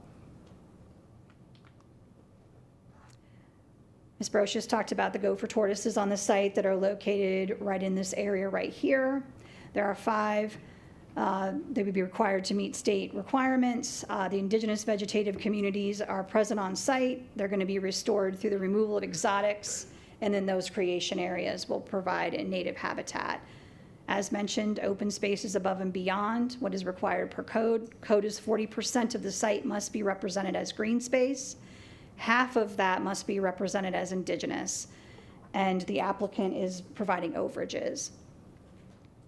Not going to belabor a condition 9B, but the formal wetland acreage prior to construction will need to be provided before a vegetation removal permit will be issued. And then buffers are compliant as conditioned.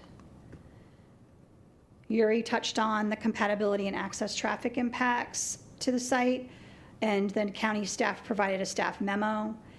The proposed development will not be detrimental to the roadway system.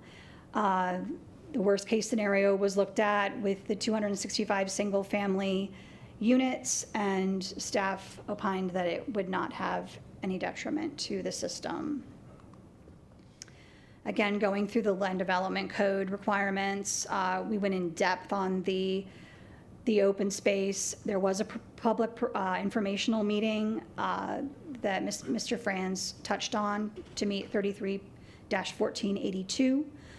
I touched on the very last LDC section 33-1494, which requires dry detention areas to be planted with the following species, and that's in the community plan. Deviations we went over, the applicant went over with the setbacks for the lake excavation. So the code requires 50 feet from a private property line under separate ownership. The applicant is requesting 25 feet, and staff is recommending approval with condition 12. Deviation 2 is from lake bank slopes. Code requires a 6-to-1 slope on all lakes. The applicant is requesting a 4-to-1 on the lake bank slopes, and staff is recommending condition 14.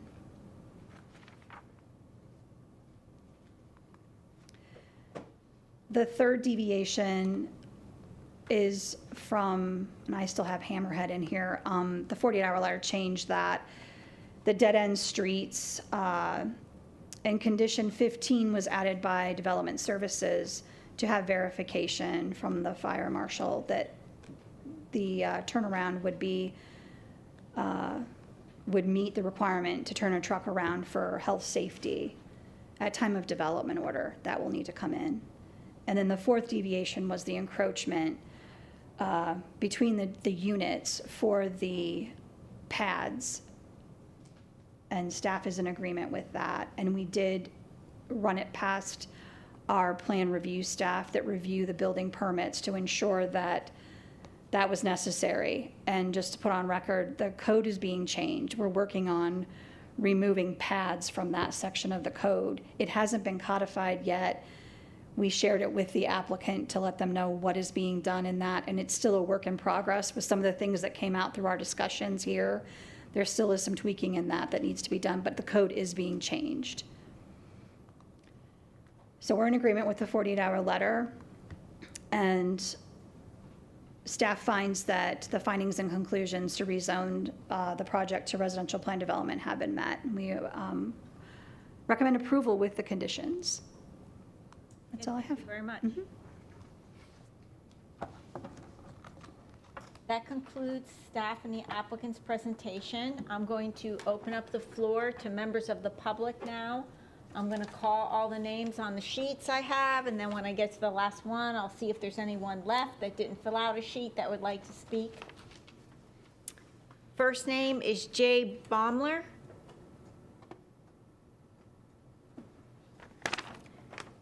Paul Thomas.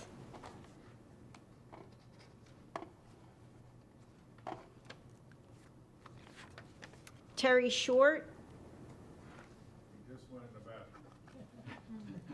What did he do? Hold that one. He just went to the restroom. Oh, okay.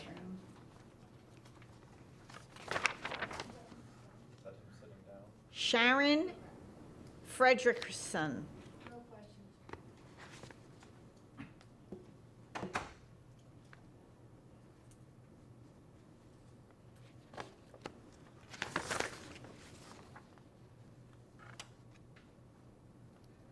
Okay, I'm gonna mess this up probably. Annalise Otley? Angelique. I'm sorry. If I go last, please, because I have a lot to say, and I would Okay, that's fine. go and kind of take off what I want to do. Bob DeBrock? Yes. Would you like to speak, sir? Yes. Please come to the podium.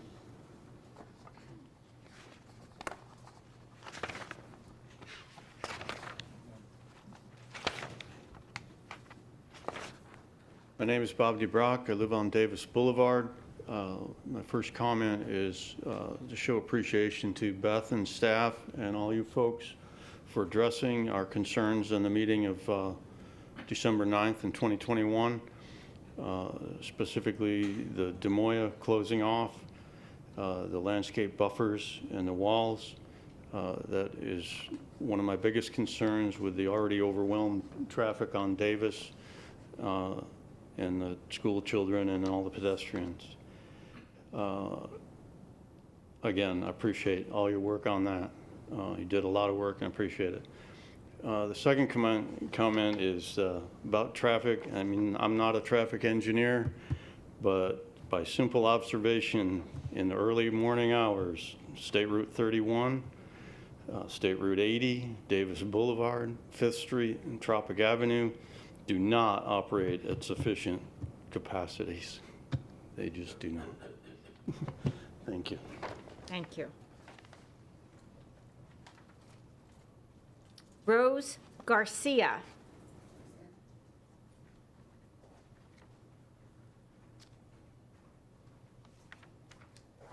Thank you for coming. Thank you. My name is Rose Garcia.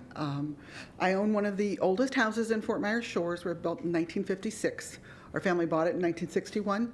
I've seen a little bit of growth out here in Fort Myers Shores. I live on 1st Street off of Davis Boulevard. So our neighborhood is very much impacted. So you see Davis Boulevard in 1st Street? Yes. No, you're on 4th Street, way down 1st, near Palm Beach Boulevard.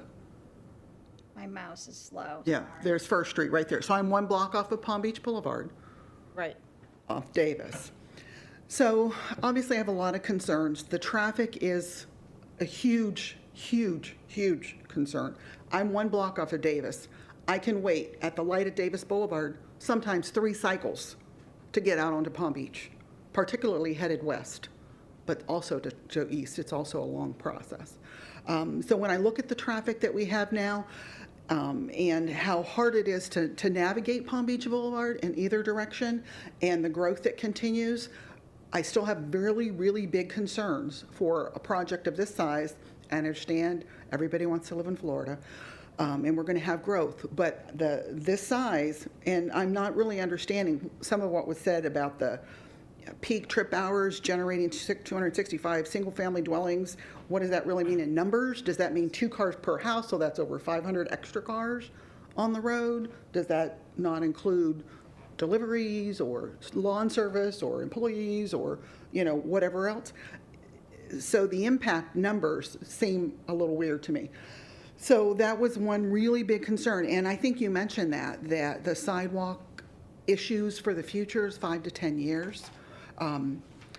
How many years have they been talking about widening Highway 31? Many years, and the Piggott Bridge is part of that expansion process and problem and concern. So if they're not even going to look at the reviews, do we even have any kind of a timeline for when they're actually going to expand Highway 31 and make it more than a one-lane road? So with the additional traffic for Babcock Ranch and the growth that's happening there, and then you add this community on an already oversaturated Highway 31 and a massively backed up Highway 80 and Palm Beach Boulevard. Well, yes, we have 4 lanes and 6-lane divided highway, which, hallelujah, that's wonderful, but it took us a lot of years to get that. What kind of a timeline are we looking at before we have that expansion on 31 to really be able to help absorb some of this? It's going to be 10 years till they study it. It's going to be 5 years until they study it. What does that mean for actuality road expansion and development for that? So that's one major concern. I think that's the number one concern that I have as a resident that's impacted daily from that. And another concern that I have when you talked about the survey for the water and that kind of thing.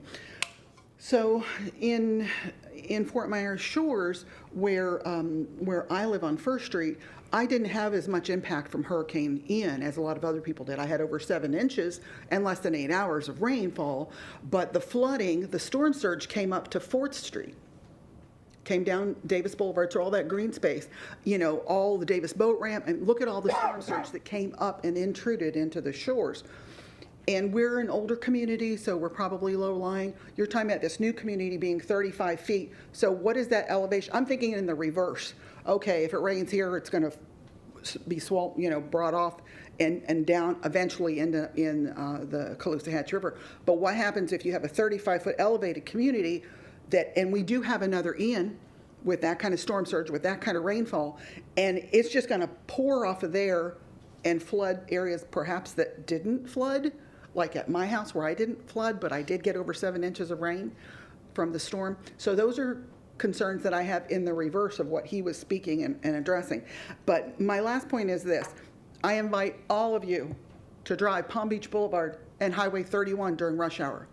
All of you, take a ride, get stuck in the traffic, see what we have to deal with on a daily basis, where ambulances can't get through if there's an accident. Fire trucks can't get through if there's an accident. So, and that's what we have to deal with, and that's my number one concern for this project, and that not being addressed before it's allowed to be built. Thank you very much. Thank you. Judy Myers? Judy Myers. Noel Graylick.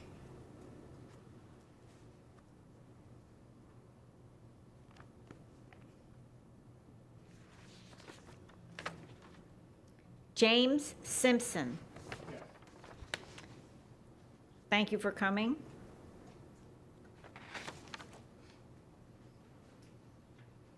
How are we doing? My name's James Simpson. I'm a resident of Davis Boulevard. I've lived there going on 38 years now. Most of my concern is about the buffer area like behind me. I'm wondering, is there any kind of easement being put in? Or are we just going to go down the property line and strip mine any vegetation, trees, anything that's existing there, and flatten it and then go from there? Okay, we're gonna take notes Okay. and questions, and then when they Yeah, come because back- what I'm saying is, there's 30-foot trees back there that are like, 4 or 5 foot off the property line, and they're just going to come in, take them out. Well, they're gonna have to if they're gonna burn this site to keep water from going into Fort Myers Shores. But then they'll go back in and they're going to install the buffer that they showed during their Yeah, presentation. but that's on their side, right? Yes. Yeah. So, Well, the trees must be on their side. They can't clear trees that aren't Yeah. on their property. no, I understand that. But they're not going to leave any easement or anything for any of them. They're just going to. Well, there'll be a 20-foot buffer if it's townhome, and it'll This be, is it. Okay, that's the next thing. Okay, we're talking single-family residence. Lot size. Are they going to be 30-something foot in the air, or are they going to be compatible with the existing dwellings that have been there for 50 years? Okay, we'll ask them to clarify that for us. Yeah, I mean, what's a 6-foot fence gonna do with a 35-foot townhouse? Are these townhouses or are they single-family dwellings? That's the other thing. The Wilson-Piggott Bridge, that is in the works to be redone, right? No? Wilson Piggott Bridge, do we know where that is? Yeah, it's on 31 at Clusahatchee. Okay, My understanding is that is set to be redone, done over. So it would have to shift to the east. They're not gonna come through the boathouse, I guarantee you, to redo this bridge. So now, we're moving to the east, we're moving to their property.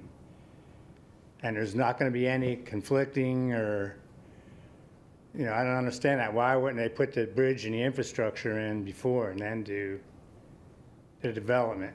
Instead of doing development, now we're gonna have to come through with the widening of 31 and the new bridge. It just doesn't make sense. Anyway, that's not my thing. I think that's it. I just touched the tortoise turtles. We're talking 2 years ago since the last, I'm sure there's no more there, or, whatever. I mean, nobody's done any study in 2 years on it. You're just going by 2 years ago. And I'm sure they might get relocated. And maybe before they're relocated. And it's the other thing, the traffic, everybody's touched on the traffic. It's a big thing. I think that maybe the traffic survey was done on a Sunday. okay, thank Thank you. you. Terry Short, are you back? Yeah, I'm back. Would you like to speak, sir? Yes, I would. Okay.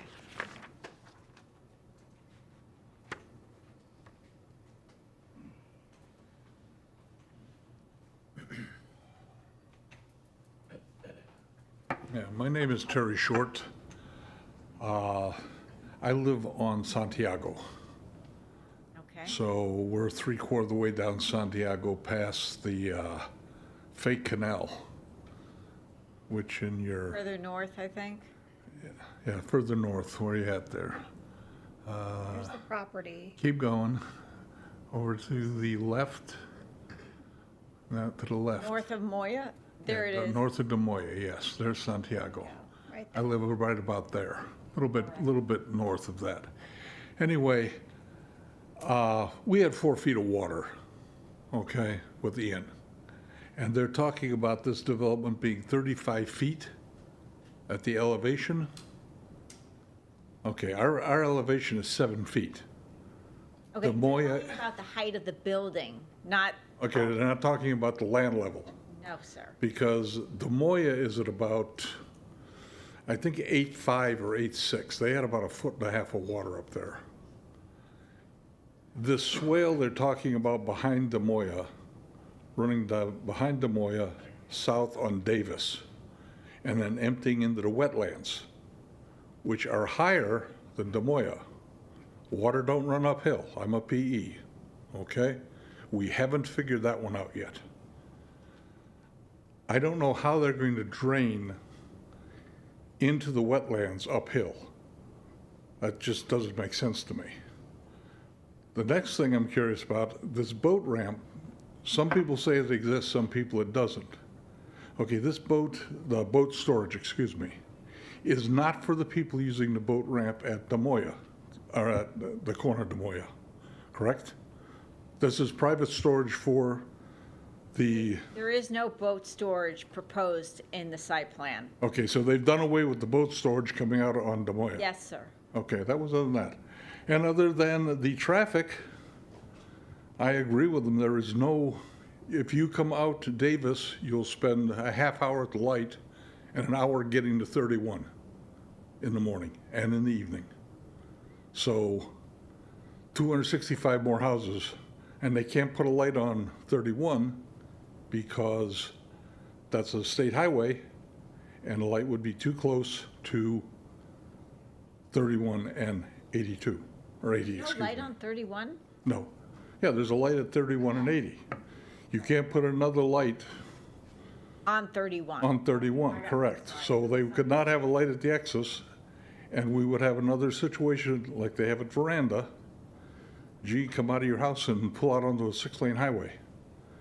That's not too feasible. We know how many deaths there have been at Veranda so far. Other than that, thank you. Thank you for coming. Yep. Angelique, it is your turn.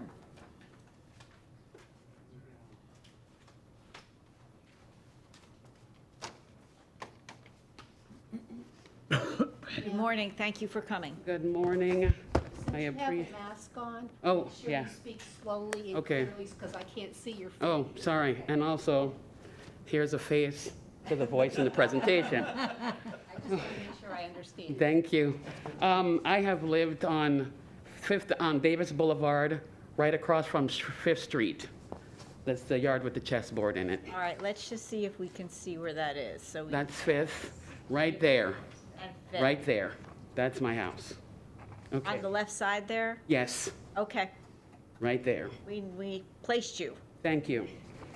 I have lived in the house almost 30 years, and the reason why most people build houses or buy houses in areas like that is because we want to be away from everybody else that we, encounter during the day, in the city and everything. And I didn't know that they were going to do the Marina del Lago. I kind of heard it after the fact when it was originally approved that they were going to put it back there. And it was in 2006, you said it was approved, and they didn't build anything.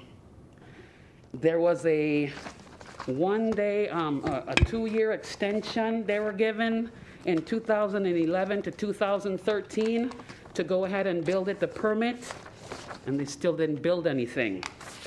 Sorry, I have a million notes in here. I'm gonna get it together. The wildlife in the area, you're gonna put it, the 38 acres or the 49 acres, bring it down to, I think, 9.7 according to the notes online, to the combined 9.7 acres versus the whole area that the animals have. That's like asking somebody to go from 2,400 square foot house to an 800 square foot house, but they'll figure out a way to make it work for the animals. I don't see how you could do that because you're not a turtle, so you wouldn't know. But traffic-wise, okay, sorry if I'm going like up, down, and all around because this is my first rodeo as far as public speaking. So they have the original 140 there. They want to increase it to 265 or 324 to include townhouses. Calusa Palms, just north of the area there, they have pending 60 units combined, 219. Alva Shores, and I have the paper, I can give you copies of these. This is an additional building that have been approved anywhere from 31 to Buckingham to include 104 in Hemingway Point down Buckingham for 104 units at 207 townhomes that was approved in 215. Oakview, which is down Buckingham across from the Buckingham 320. They have 60 units that they're approved for in 2017. The Buckingham 320 in 2005 was approved for 690 units, and in 2021 got approved for another 325. Portico, 589 acres, approved in 1,178 units in March of 2005. And in 2019 got approved for an additional 422 units. And Portico in 99 was approved for 1,598 units on 1,700 plus acres. In 2005 got an additional 401 units for 181 acres. And in 2015 got approved for 696 additional units. I have all this paperwork here I can give to you. Also traffic, yeah. The other day, I was outside of my house and decided to count cars. Coming down 5th Street, and this is at 6:50 to 7 a.m. In 10 minutes, 54 cars came down 5th and turned south on Davis. And at 7 to 7:15, 102 cars came down 5th to turn on Davis. And then this morning, my apologies again. Okay. Then again, that was on 5/11. On 5/15, I did it again, 6:50 to 7 a.m. There was 53 cars, and that came down, I'll do 5th and Davis, but I also have, if they come down 5th and then go north on Davis, I have south on Davis, I have north on Davis, et cetera, and coming down 80, but I'm just gonna give you the one where the major traffic is. And on 7 to 7:15, the same day on the 15th, 89 cars came down Davis, down 5th to Davis. On the 16th, this is 7 to 7:15, 7:15 to 7:30, and 7:30 to 7:45 respectively. 75 cars, 107 cars, and 80 cars came down on those 15-minute intervals. Then, sorry. As far as traffic, the traffic reports, the last thing I saw online was the analysis that was done in 2006, and the year projection was 2007. I want to know when they had said that, new traffic reports, was that done recently? As far as the wetlands go, was anything done? The ones that I saw online was 2006 and 2009. Has anything been done post any of the hurricanes, especially Ian? Because I'm at a 7.5-foot elevation, and I was lucky it only made it to the last step before it came into my house. And also with the buffers in the back, and there's another paperwork that says there's going to be a 6-foot fence on a 2-foot elevation. Water travels downhill because it's going to come in everybody's backyard because there's an additional 2 feet where the fencing is. I think that's it. And I'm actually curious as to how many of you guys live out in Davis. How many of you live out there? And I went, well, let me see, wildlife. Oh, the sewer and water drainage. They're out there now, I'm sorry. They're out there now putting in the drainage systems along Davis, 5th, and all the other side streets, Parkview and all them. Is that they approved them to do, gonna include any of the additional housing that they're putting out there? That I want to know also. And, and I was at Davis this morning. I can't put in a good piece of paper, but I can have it available for you at the next meeting, or if you'd like, I can email it to you. I was at the corner of Davis looking onto Palm Beach. From 7 to 7:15, the traffic light goes from 2 to 2.5 minutes westbound. In that time, anywhere from 68 to 94 cars went westbound. It got backed up where they couldn't pass, otherwise it would block the Davis at 7:02, 7:08, and 7:11. The Davis light lasts approximately 12 to 24 seconds. 8 to 15 cars can pass going westbound, and 1 to 3 cars going eastbound, with 1 or 2 cars sneaking in, or if somebody was kind enough to let them go. I think that's it. Let me give you, I think that is all. This, 270 Hemingway. And if you'd like these. Yes, please. So it'll be Otley Exhibit 1, composite. Thank you.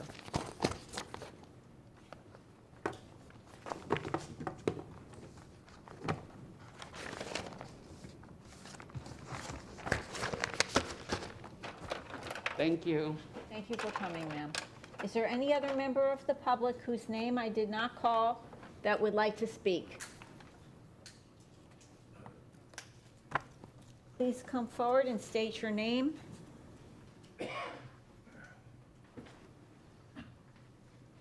Fred Frederickson. I live on Des Moines.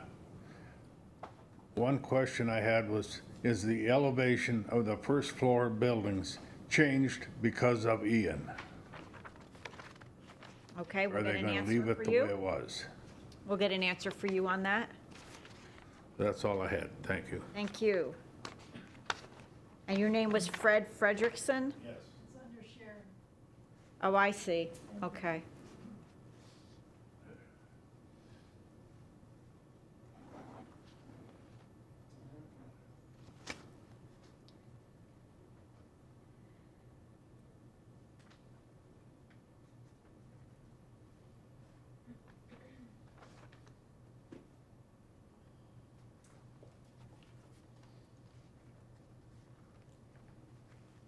Okay, is there anyone else that would like to speak?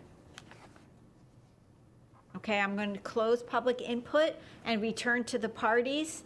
There were a number of issues that were raised by the public and questions. I'm hoping that staff and the applicant can contribute toward shedding light on those issues and provide clarity for the residents of Fort Myers Shores. Could we have a 5-minute break? Yes. Thank you.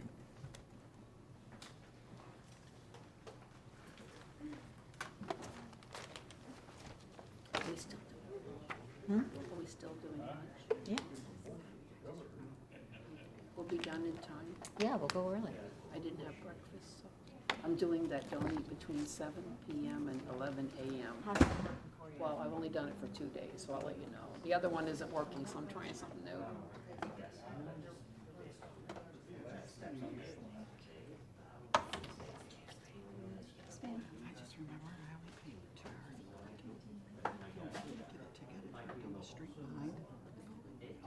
Can you run down and plug more in there? I just want to make sure I can do that. You can totally do that. When you come back up, just go in the side door if we've already started. That automatically locks when it's shut. Oh, no, you're fine. I totally understand. I understand. I've gotten ticket before.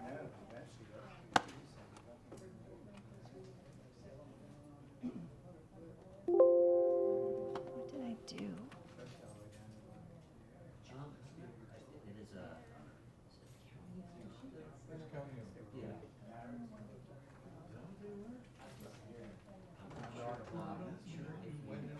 Ms. Otley, how do you spell your first name?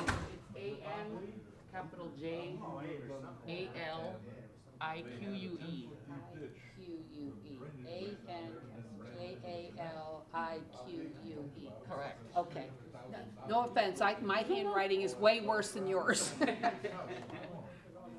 Oh, yeah, that's probably. Yeah, only 5 years ago. When I put you in the transcript, I want to make sure you're spelled correctly in all your eloquence. There you go. And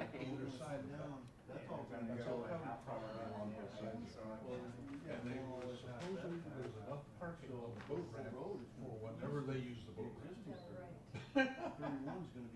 This is like a traffic study, it was done on a Sunday. Someone else who has a log in the county again. Yeah, the raised kid on that. Everything's to the east, so that's all coming down to the east, so like you said, then it's on the bridge on the east to where we just started. You're with the Marina people? Yes, sir. That's behind my house. Retired people look different. I videotaped them on Saturday and Sunday. Zoning's closed. I'm gonna see you after Bringing trucks, 17, 18 everybody I know trucks that a day. retires. Sorry to interrupt, it's actually a different property up next to your house. Yeah, totally different. That's why I didn't even recognize Mixed plan you when I was development. Right, but they dug a canal off Yeah, towards I saw it on the aerial there. Yeah, We were and talking about it.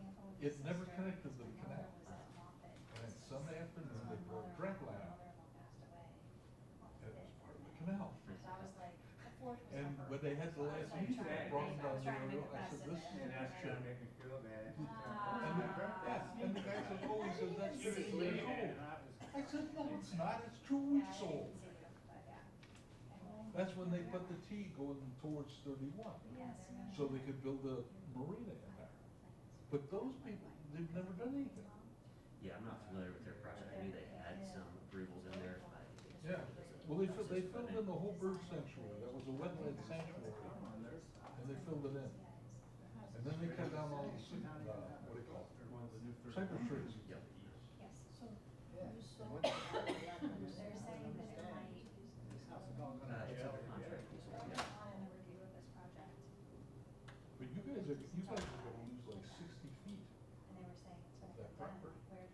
Yeah, I'd say that's maybe even a conservative estimate. A conservative Yeah, estimate, yeah. If it does go the full 6 lanes, I know earlier they were floating around with 4 lanes maybe instead of 6, but it seems they're favoring 6 lanes. Most of it will be on the east side. Yeah, and they said, well, if they put in an overpass bridge instead of a drawbridge, the slope of the bridge came down about 12 feet to the east of my house. So my house is, a little dirt in the house.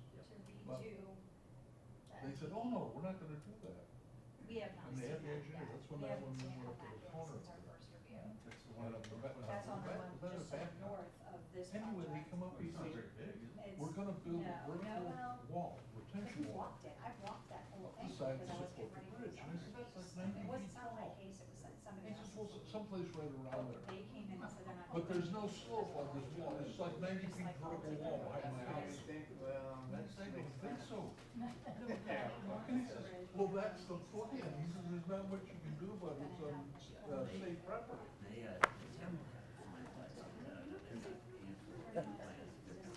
Oh, yeah, it's just, you know,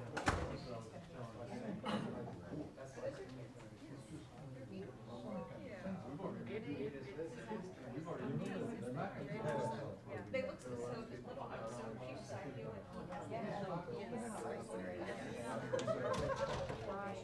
I've seen them when they were young, and they're lieutenants. So cute. I'm going to come outside and I see you, better window. So this is why I say this so moved away from the I'm no longer using it, so I'm wearing a t-shirt that I just got like it's a small, like pants.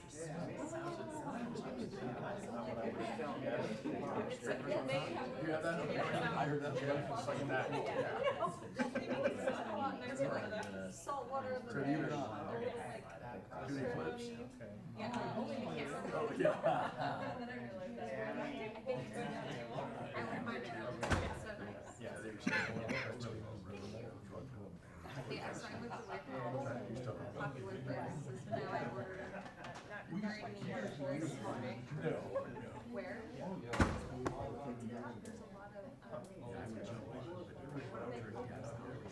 I put up your PowerPoint. Thank you. If that's what you need, if you're good with that. If you need the aerial, just tell me, because I'll put the aerial back up, whatever you need. Yeah, I'm like opening my brain. It's all the nice things.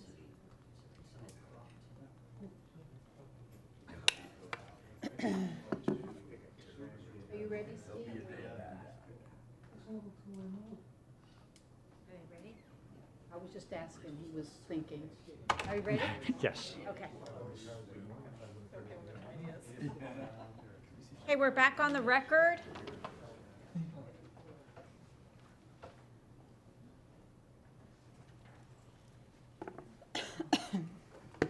Thank you, Madam Hearing Examiner Steve Hartzell, for the record.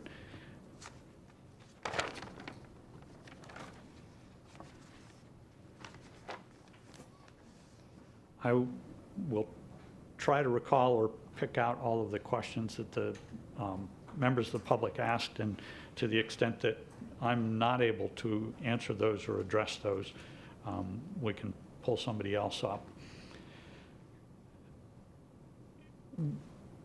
You see the buffer exhibit that's up there. We will address the buffers on Davis Boulevard again in a little bit of detail, because I know a number of people asked about that. With regard to, there was a question about when the State Road 31 widening is going to take place. As Mr. Bykow testified, the FDOT PD&E study is scheduled for early 2024. So the study is not 10 years down the road. The study is actually, I think, underway and scheduled for 2024. So what does the PD&E study entail? That's the project design and environmental, and that's as much as I can explain to you with regard to, Yuri can come up and give So that's more detail about The very first step in evaluating what improvement is necessary and what the potential alignment would be, essentially, yes. and that's scheduled for next year. Yes, early next year. And how long does that process typically take? We'll have Yuri tell me that. Yes, we will have Yuri tell you that.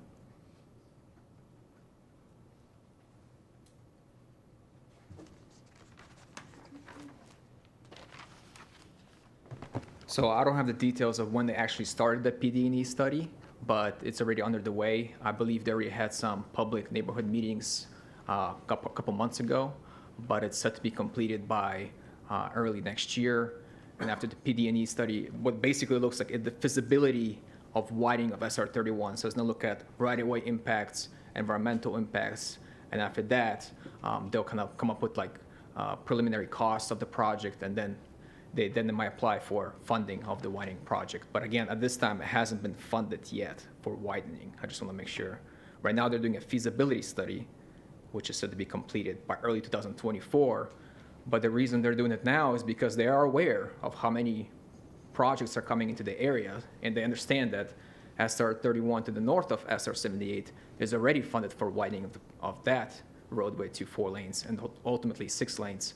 So they just want to make sure there's a connection between that widening project and this. So I would expect to move. This project could potentially be impacted by that project. Correct? Yes, it could.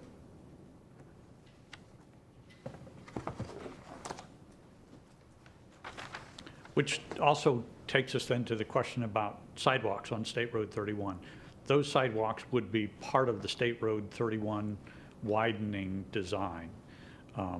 It wouldn't make sense to put a short sidewalk along our project on State Road 31 when they recognize that they're going to be widened anyway, which is where the fee in lieu comes in, is the money is better spent rather than putting in a sidewalk that's going to get torn Well, up. my concern is if we're just at the PD&E stage, they do that, they get funding, then they design the project, then they acquire the right-of-way, then they build the project. We're talking 8-10 years in the future before this happens, right? My immediate concern is that this project goes to develop, and we're going to have school-aged children standing in front of your project on a major highway with no place to stand because you feel as though it's not worth building something if in 8 years it's going to get torn down.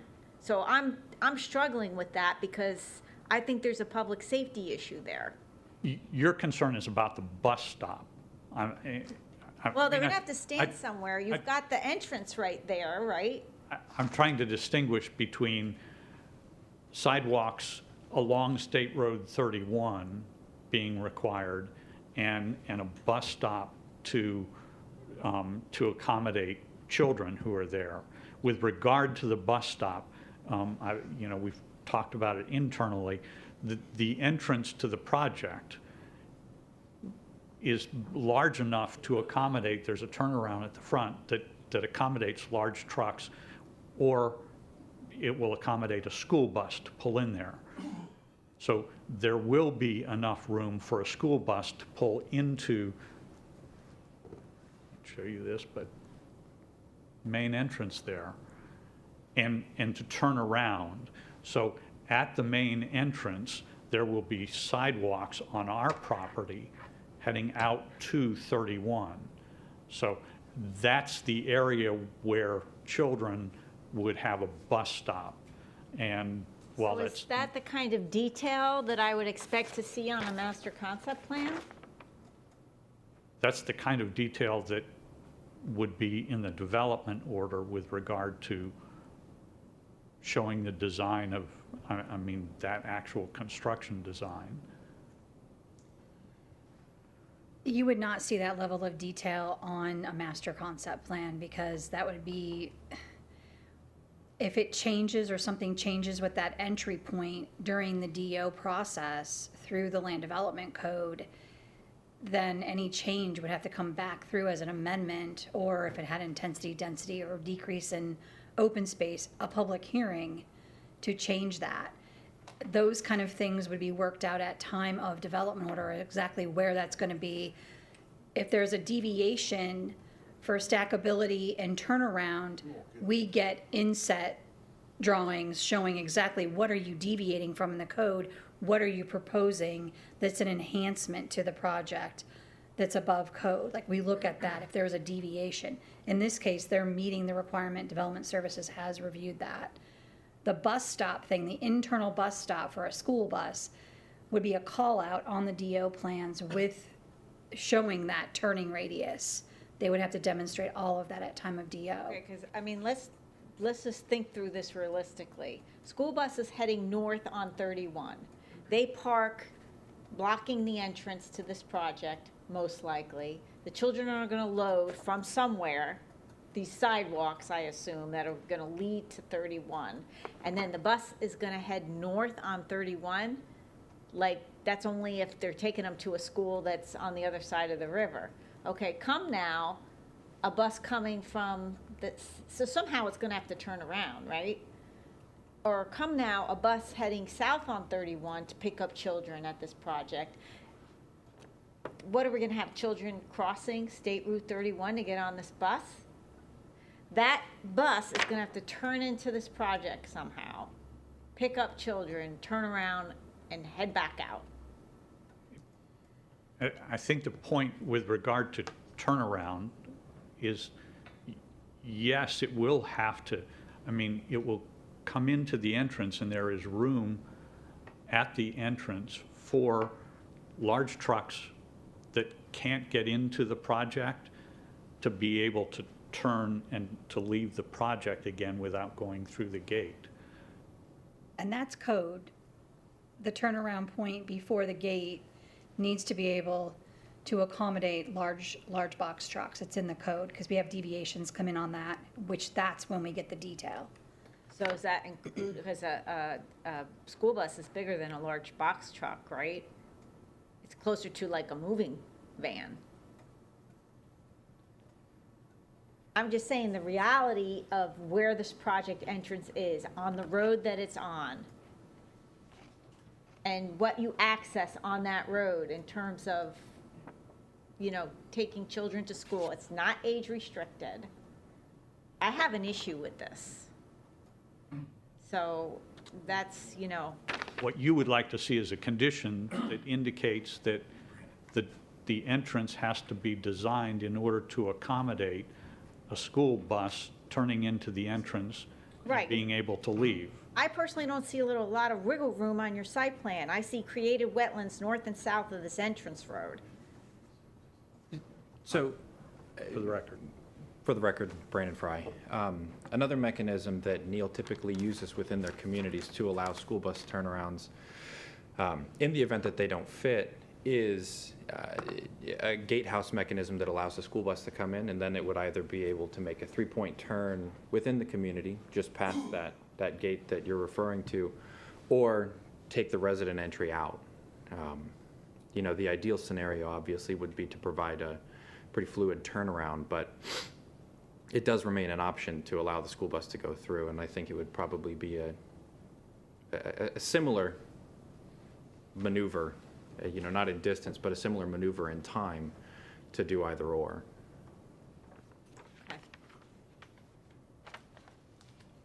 And the entrance to this project is a quarter mile north of 31. Is that what I heard somebody say? That sounds about right. So you wouldn't be required to build a sidewalk on that roadway leading to any bus stop that may be on 31 anyway, because the distance is Correct. far too great. Correct. Thank you.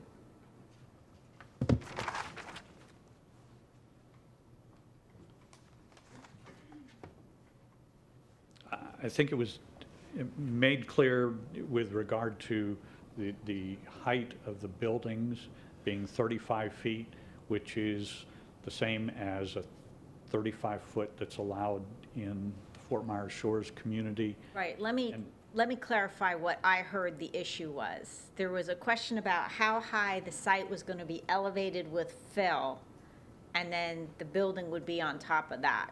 So I think there was a confusion that the site was going to be Built. elevated 35 feet. Yes. So what amount of fill is going to be brought into this site? What elevation must the site be brought to? Appears I'll get my steps in today. Brandon Fry, again, for the record. So I do understand that there was some confusion. We are not filling the site to an elevation 35. The 35 is the maximum height that the buildings are allowed to be within the community per the development regulations.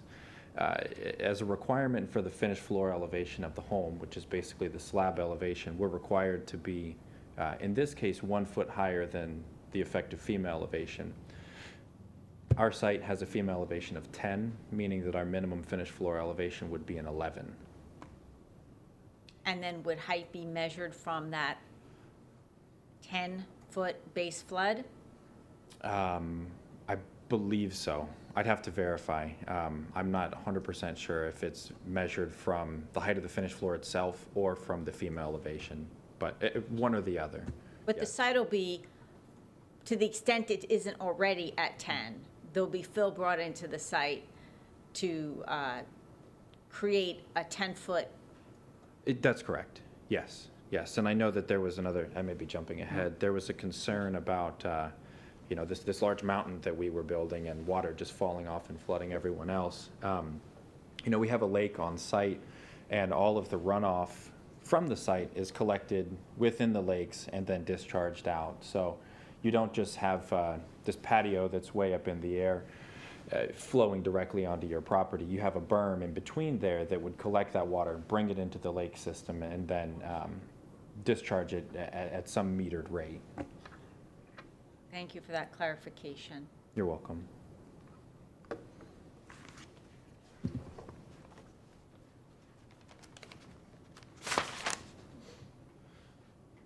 Those were the questions that I believe that we had. I don't know if there are any other questions. Okay, can we have Yuri come up and speak very slowly and explain the published documentation that's relied on when predicting how much traffic this project is going to generate during the peak hour, and why that's the measurement for determining how much traffic is going to be generated by this project, because there seemed to be a little confusion about that.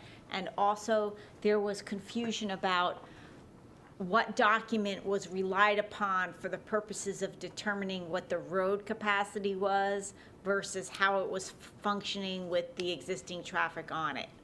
I think a little bit of an explanation on those two things would be helpful for the public. Okay.